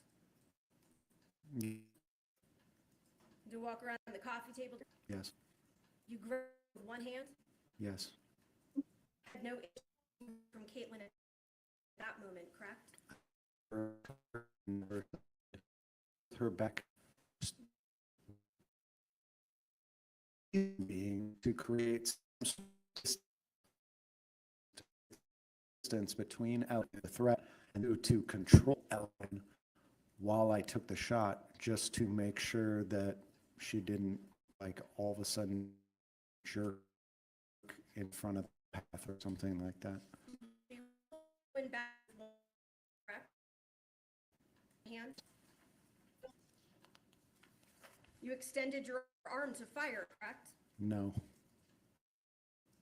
So, I mean, it could be helpful if I actually showed the exact positions, but my hand would have been, like, as I'm leaning forward over the, because the table's over here, the couch is in front of me, I'm leaning forward because Caitlyn's leaning back, the back of the, I'm leaning forward, having her, and then the gun would have been probably back here. Fire like this, Whatever motion is, yes. without looking through the sights, Absolutely aiming, yes. The stand.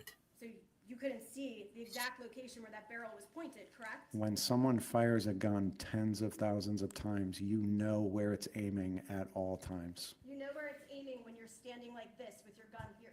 Absolutely. You know if your elbow's not cocked in the wrong position. You know if you're off by an inch. Is that fair to say? Yes. You testified when, or actually you told the police, and you told them you did exactly.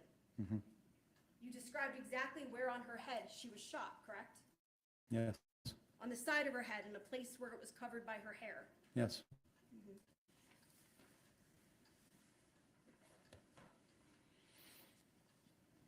You know, Mr. Duren, you testimony today. Just want to go through a couple of things in there. Well, before we get to that, after you shot Caitlyn,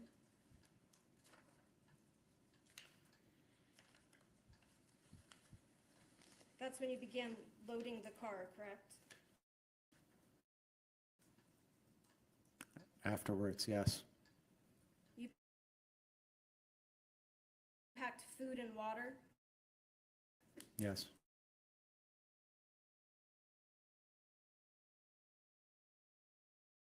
Clothes, yes. Multiple changes, correct? Multiple shirts, multiple sweatshirts. Sure, yes. Yes. You grabbed multiple changes of clothing for Valen. Yes. You testified today that you took your work computer because that's a necessity.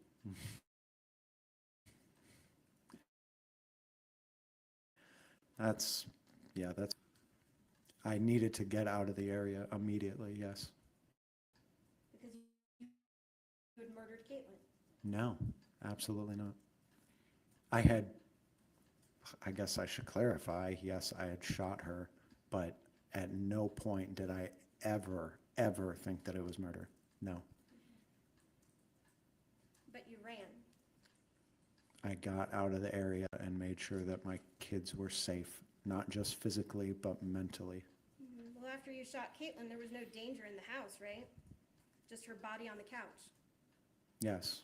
But again, I didn't know if people were coming or what was going on. You didn't know if the police were gonna come, right? I guess, yeah. And so you turned off the lights, you deadbolted your apartment, and you fled, correct?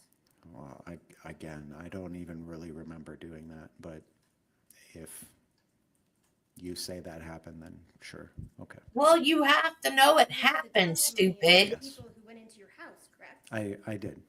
But there So, was a deadbolt that they had to ring. Why, the door Nancy? well, again, I don't even know if I had the key to the actual doorknob, but the deadbolt was just how you locked that door. Okay, but it was So- very important to make sure that it was locked in those moments that you left, correct? No, I guess it was just something that I did. So Hey, you leave the house, you shut the lights off, and you lock the door. So you fled. You drove south, correct? I like Southwest, yes. And after you called your parents, you went dark, correct? Yes, And you did that so you wouldn't be found, correct? because I wanted to spend more time with my kids and make sure that they were mentally okay.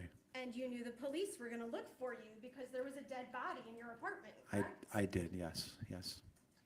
Now, that phone call with your parents, your testimony today is that all you did was say, "We're safe, I killed Caitlyn," and that was it, correct? I mean, there was a little bit more, but yes. So essentially, yes. Well, there was a lot more, right? Because it was a 13-minute phone call, correct? You have those. Yes, You spoke to your mom for 13 minutes before you turned off your phone and went dark, correct? okay, yes.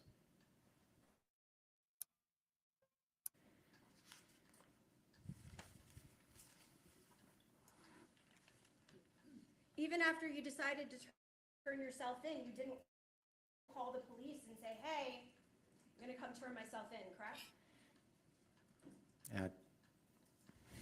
At no point did I call the police, no. And you never actually went to the police, correct?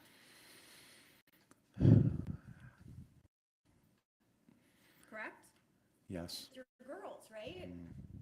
But you'd already had breakfast with them in New York, according to your Well, testimony today, correct? brunch, because the time, I don't remember exactly what time that was, but like 10:30 or 11.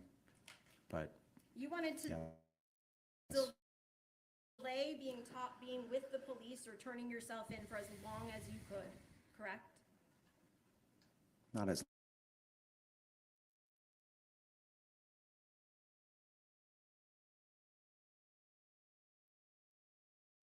delaying it.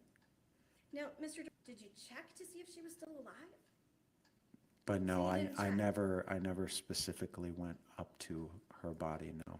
So while you were packing this house over the course of minutes to load your car, you never checked to see if just maybe there was a chance she was alive? I knew that she was not. You never called 911 just to be sure? To get an ambulance to protect the mother of your children, Caitlyn, who you were so devastated about having shot, correct? Correct. Her being dead is what you wanted when you pulled the trigger, correct? Absolutely not. Well, you're a Marine, you're trained in using a gun, correct? Yes. You know that the only reason to point a gun at somebody is to kill them, correct? Yes. So when you fired, that's what you wanted. No. All I was thinking of was Elowen. My focus was Elowen. My entire mindset was save Elowen. Well, This was not about Caitlyn. Mr. Duren, you were saving Elowen from being squeezed too tight, correct? From being pulled away from you, correct? From being hurt Yes, And you've indicated here that it was your Marine training that kicked in, correct? it was, yes, And your Marine training tells you that when you point a gun at somebody, it's to kill, correct?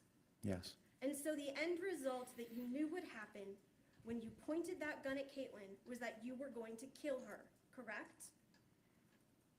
in a very, very basic sense, I guess so, yes. You didn't shoot to wound Caitlyn, did you? No, You didn't shoot her in the arm? no, You didn't shoot her in the leg? no, You shot her in the head because that would kill her, correct?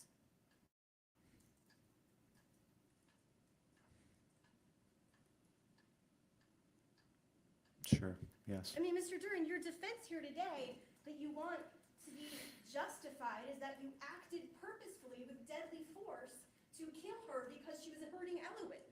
That's your defense, right? Yes, But yet you're still hesitating as to whether that's what you wanted.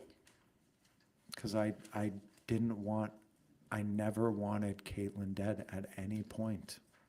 Except as a Marine, you knew the moment you pulled your gun and aimed it at her that that's what your goal would be, correct? The goal was to eliminate a threat to my child. The goal was to eliminate the child's mother, correct? The goal was to eliminate a threat that was holding my child hostage and hurting her in front of me. And that person was your child's mother who had just as many rights to hold that child as you did, correct? Tragically, yes.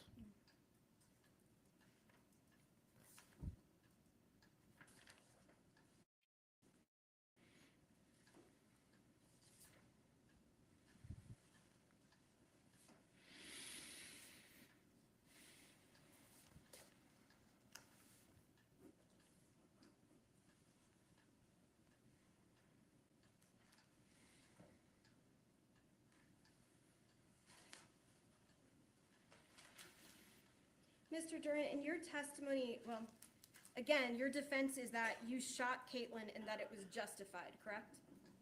Yes, We heard the detailed statement, you sat here with us and listened of your 2-hour interview with officers, right? yes, And you've also testified here today. yes.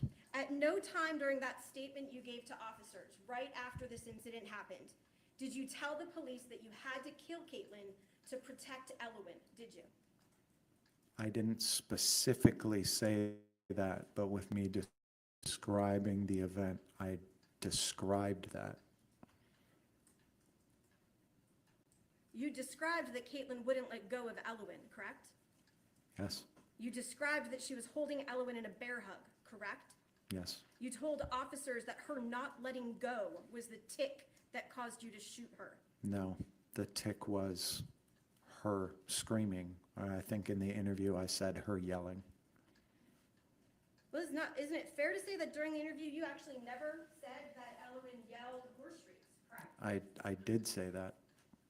I said, I think specifically I said what is big in my head is Elwyn yelling Well, that was after the or murder. screaming or yelling.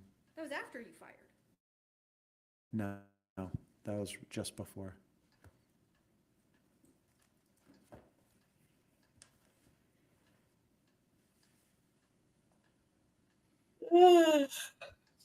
She screamed when you pulled on her.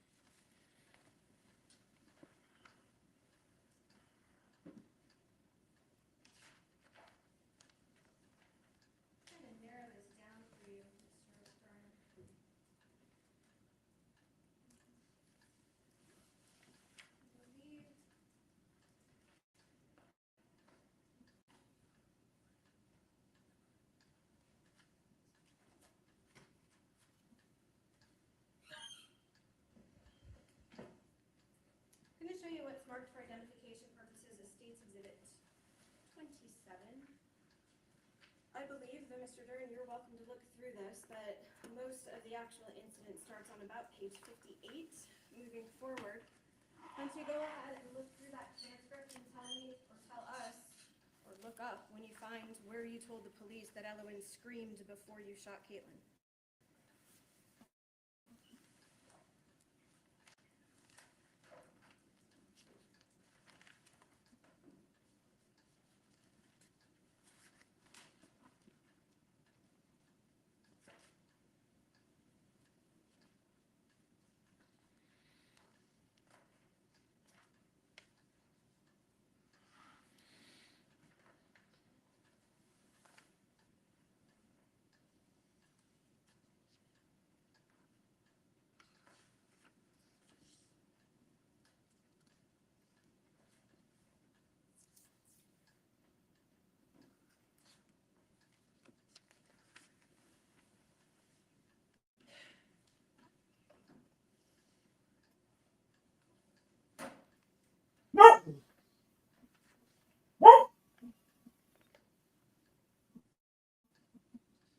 Are you sure this is the right area?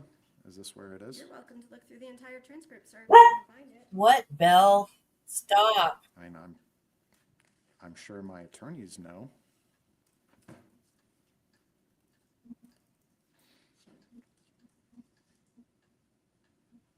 I just don't know if you're expecting me to go through the entire thing right now to find it. Mr. Duren, you're saying that you told the police that, correct? Yes. On page 59 of the transcript, actually, it's really the bottom of page 59, you describe the shooting, correct? You say, I grab it, chamber it, grab Elowen, pull her back, and shot, correct? Yes. And then you say it was very immediate. Obviously, what was big in my head is Elowen went yelling. She definitely heard it. And you're describing her reaction after the gunshot, correct? No. That's what I'm talking about. Oh, you're saying. Obviously, what is big in my head is Elowen yelling. So let's just follow through to page 59 of the transcript. It reads, after a couple of times of me trying to grab Elowen, and her not letting go, it was very fast, very deliberate. Your Honor.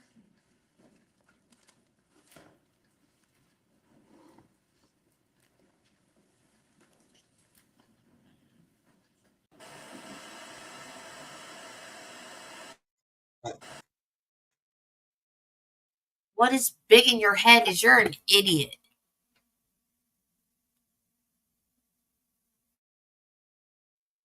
Because you didn't think. You weren't thinking. She was not a threat. You just wanted her gone.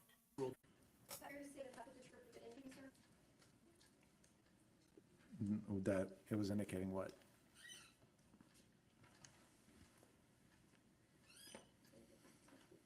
$59. So you're talking to the police in your statement about shooting Caitlyn, correct?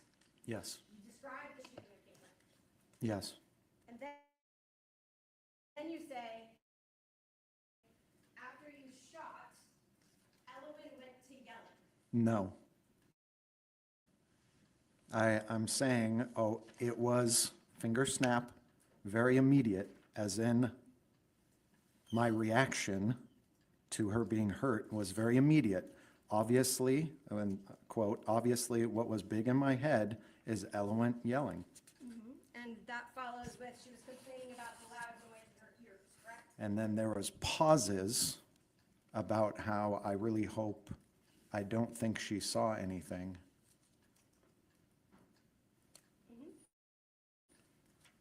So describing her reaction after the shot was fired, correct? You were hoping she didn't see anything? Later, yes.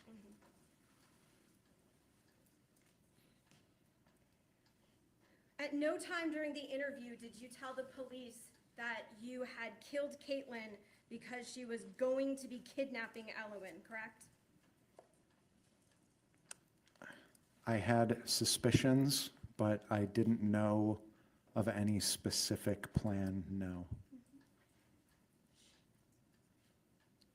That's your whole defense, And she didn't dude. tell the police about those suspicions that she was going to kidnap Elowen, correct? The point of me talking about the previous situation with Valen in Nevada, that was part of that, me explaining that. At no time did you tell the police that at the moment, right before you shot Caitlyn, that Elowen was being hurt by Caitlyn, correct? I did. You told the police that Caitlyn had Elowen in a bear hug, correct? Yes.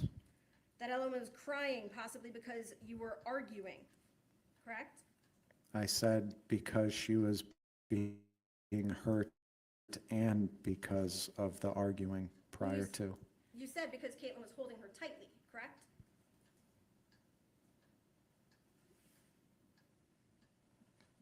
I mean, sure. Yes.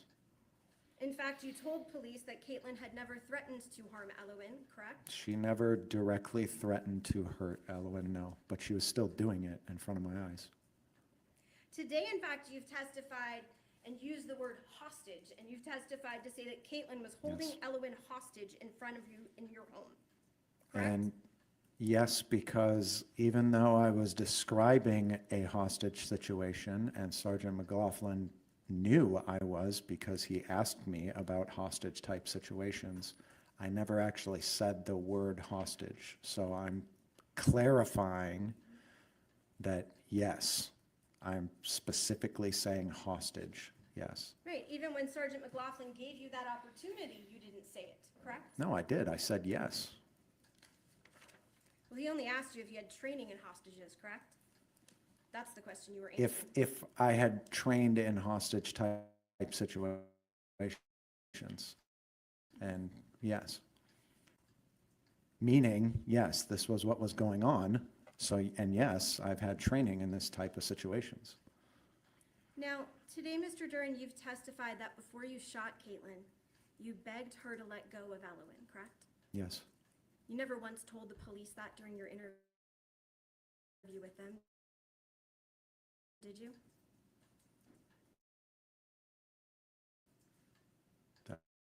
that would be weird if I didn't. Did not You answer the testified question. today that while you were trying to take Elowen from Caitlyn, He deflected. Caitlyn bravely This is the whole point of me being here right now, is to be as clear and concise as Answer possible the to damn add details question. so that there is no more misinterpretations of what I said. Well, Mr. Duren, you wanted to talk to the police, correct?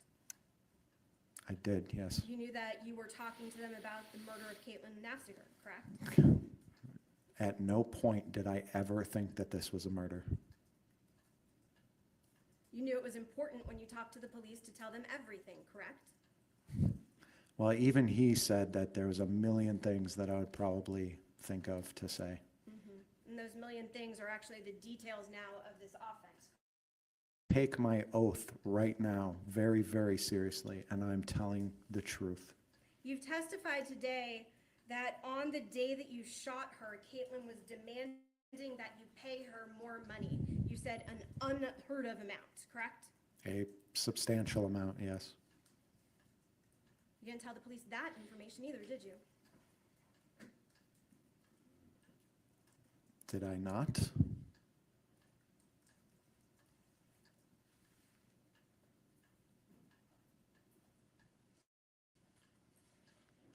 I mean, I was certainly talking about her threatening.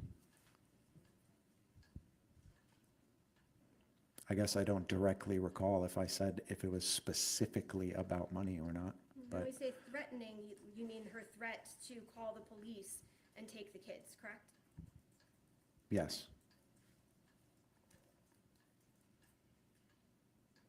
Today, you've testified that on the day that you shot her, Caitlyn told you that you'd never see your children again, correct?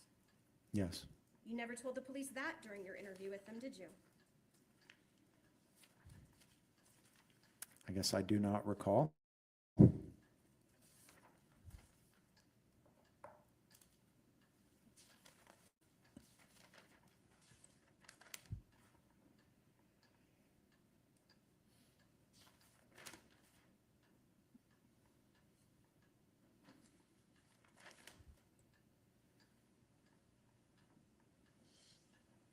In fact, you told the police about that money situation that Caitlyn, on the day before you shot her, said that she told you you needed, and I don't know how to phrase this, so give me 1 second, that Caitlyn told you that you needed to sell your car to give her the money from that sale, correct? Oh, are you talking that That day? that day? Yes. Yes, yes, if I couldn't get her that money, that then I needed to sell my car and give her the money from the car. You didn't tell the police that information either, did you? Again, the purpose of me being here is to be as clear and concise and give every detail that I can possibly give so that there cannot be any more misinterpretations. Well, 1 moment, Your Honor. Yes.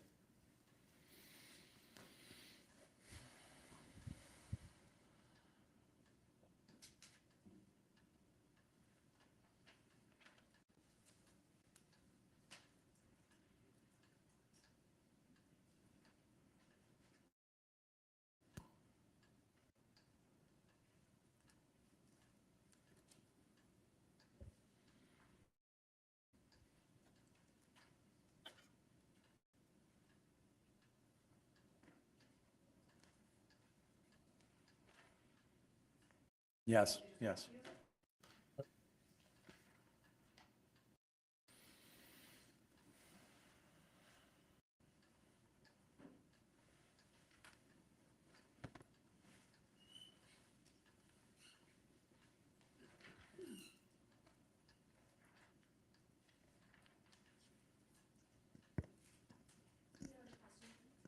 Okay.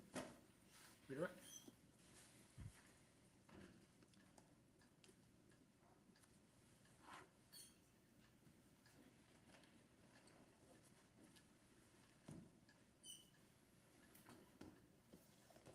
So the state just tried to claim that you didn't tell the police that she was threatening to take the kids away, right? Yes, yes, And you just said, "Did I not?" Question mark. yes. It would refresh your recollection if I showed you the transcript of all the times you told the kids that, right? Yes, it would. All right. Judge, may I approach with what's been marked for ideas?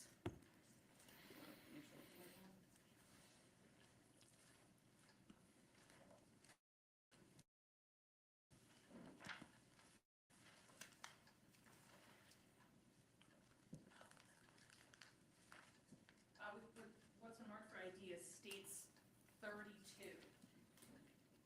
Yes. Page 57.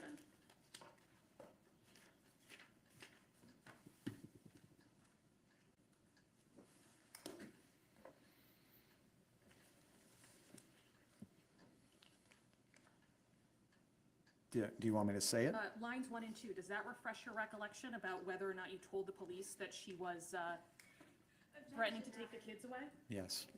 Okay. What did Your you, Honor, if I can just object, that refreshing recollection, Your Honor, the defendant did not indicate he did not recall. he said, but didn't I? Did I not?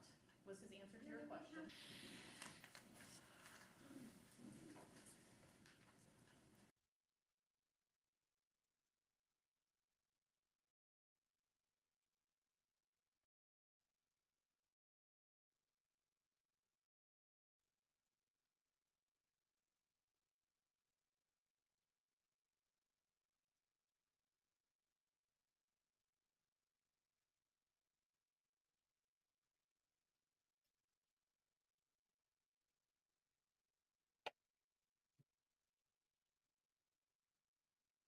Yeah, they didn't let Turtle Boy testify at Karen Reed's trial because he would have taken the fifth for every single question.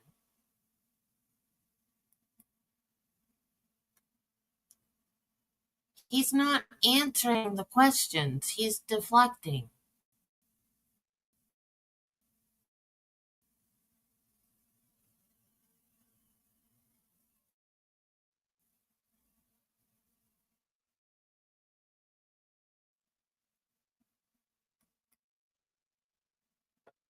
Did you tell the police that she threatened to take that? I don't know how many times, no.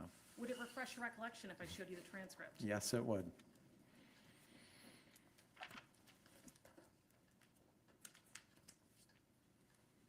I think he's being shady on purpose.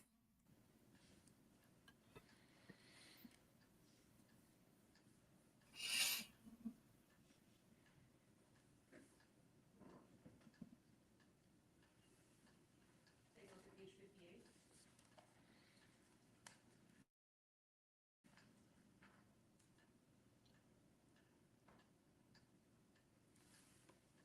For all we know, he asked her to go back to his house and he had this all planned.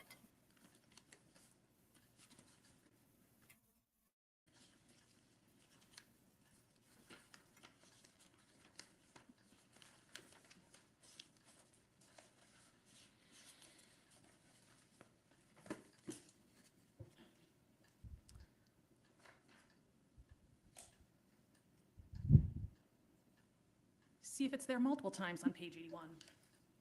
Yes.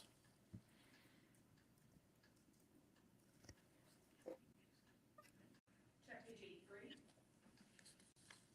Your Honor, I just asked you if the defendant is answering the question or if counsel is counting for him.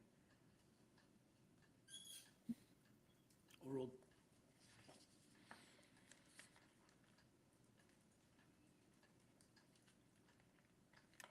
I'm sorry, did you say 83? I did say 83.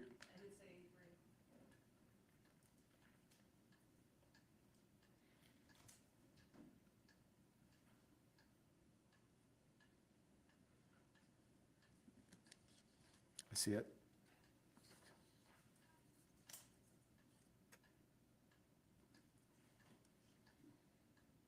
And so at least, we can't be sure, it's a long transcript. At least how many times did you tell the police? At least 5 times. At least 5 times? And did the police indicate to you that they thought that that was what you had said? Yes.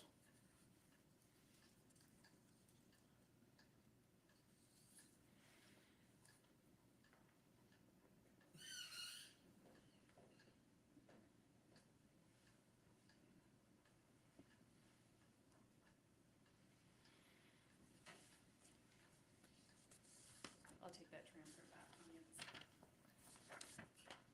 You best put it back in order if you can. Yeah.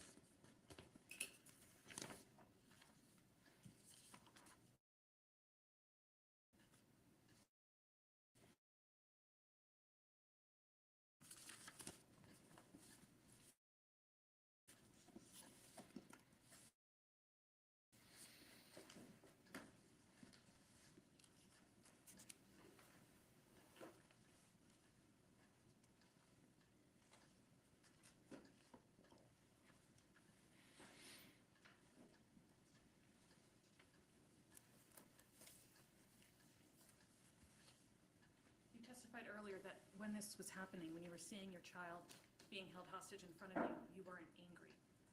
Were you afraid? Absolutely.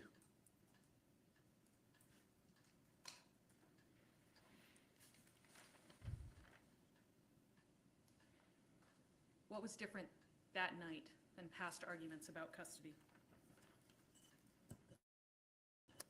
Yes, I was able to, for the most part, brush off past arguments because, and the difference being now is because my child wasn't being held hostage in front of me and used as leverage. And there was some back and forth about the fact that you told the police that Elwyn was yelling. Yes. When you told the police that Elwyn was yelling, what were you talking about? When was this yelling happening? I'm specifically talking about right before the third attempt when I tried to grab Ellen for the third time and she pulled back, bear hugging, squeezing Elwyn and twisting and yanking her backwards. And the state interrupted you once or twice when you wanted to clarify why this happened. But I think you said ultimately the goal was to eliminate a threat who was holding my child hostage in front of me and hurting her. Is that accurate? Yes, yes it is.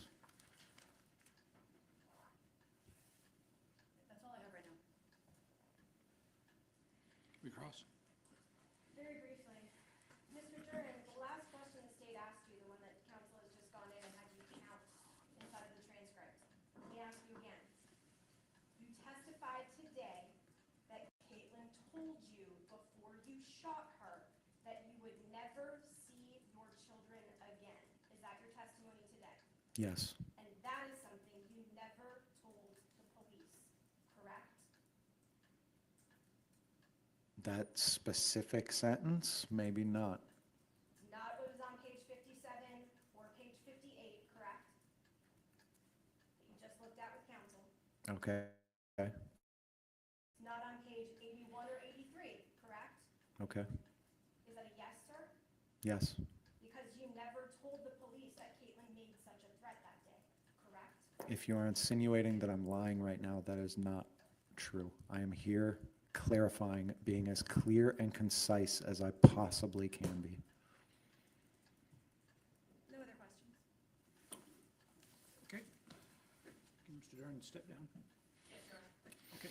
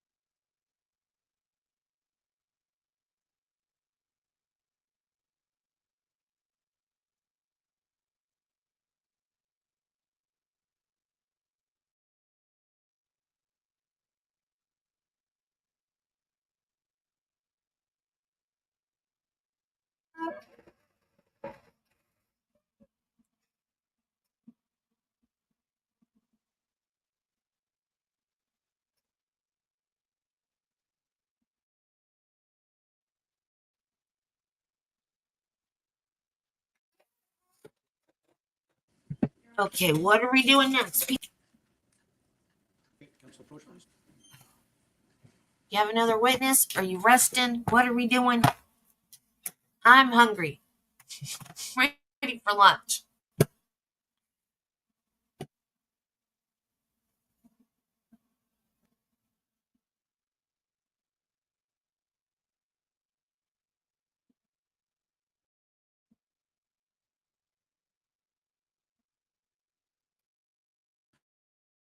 Members of the jury, the evidence is now closed. At this time, there are several things that I have to attend to with the attorneys, as is standard in a matter such as this. So what we are going to do is we are going to break for the day. Okay, we are going to break for the day at 9 o'clock tomorrow. At 9 o'clock promptly, we will start closing arguments by both the defense and by the state. And I will instruct you tomorrow, and you will have time tomorrow to begin your deliberations. So again, tomorrow morning at 9 o'clock, you'll hear closing arguments, you'll hear my instructions, and then you will receive a stop for the day here. Again, please do not discuss the case with yourself. Do not discuss the case with anybody else. Please avoid any media coverage relative to the matter. Please conduct no research whatsoever about any matter that you've heard in the courtroom. Please do not transmit anything by way of your own social media. You will between now and tomorrow. So again, we'll reconvene at 9 o'clock tomorrow. Go directly to closing arguments, and you will have the case tomorrow. Okay? Thank you. Dismissed for the day.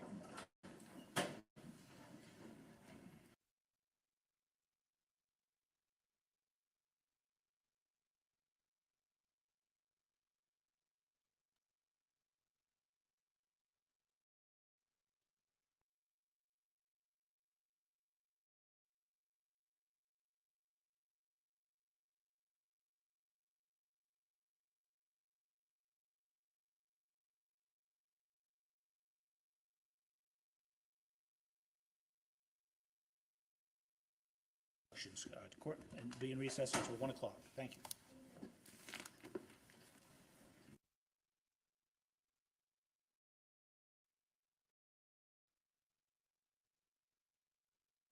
Okay.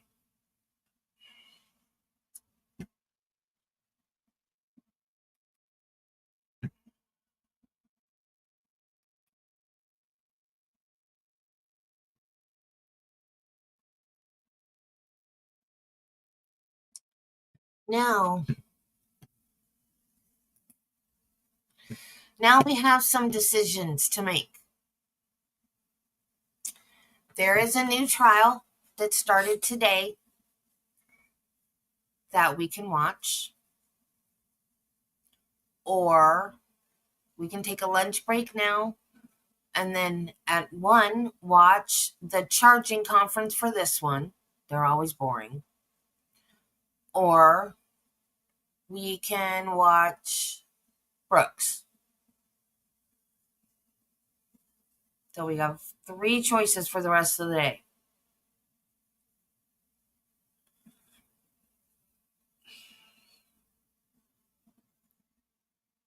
So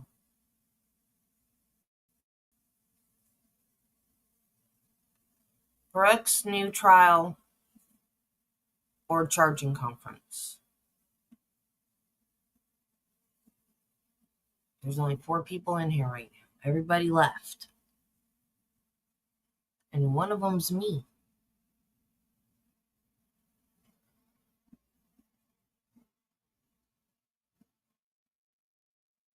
Okay.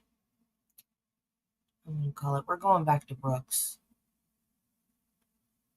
Because I had 10 people watching Brooks. I only got 4 people in here watching this. Okay.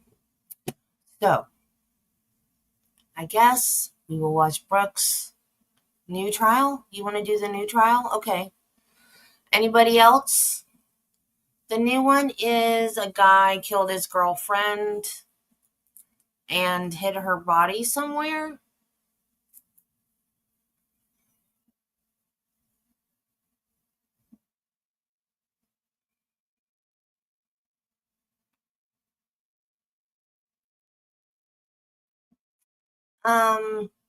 It just started today. So, yeah. We could no on the charging conference. Okay, that's cool. We can do no on the charging conference because they're always boring.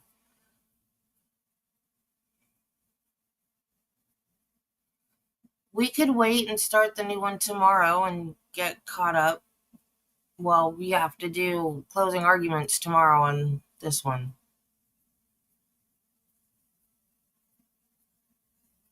And then we could do the new one. After closing after closing arguments tomorrow, we could get caught up with the next trial.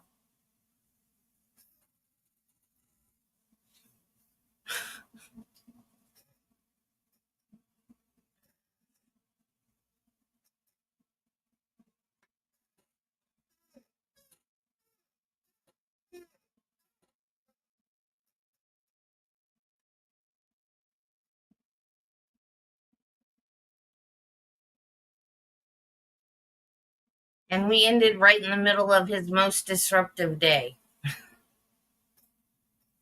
The day that he scared Judge Darrow the most. Brooks, and then new trial tomorrow. Okay.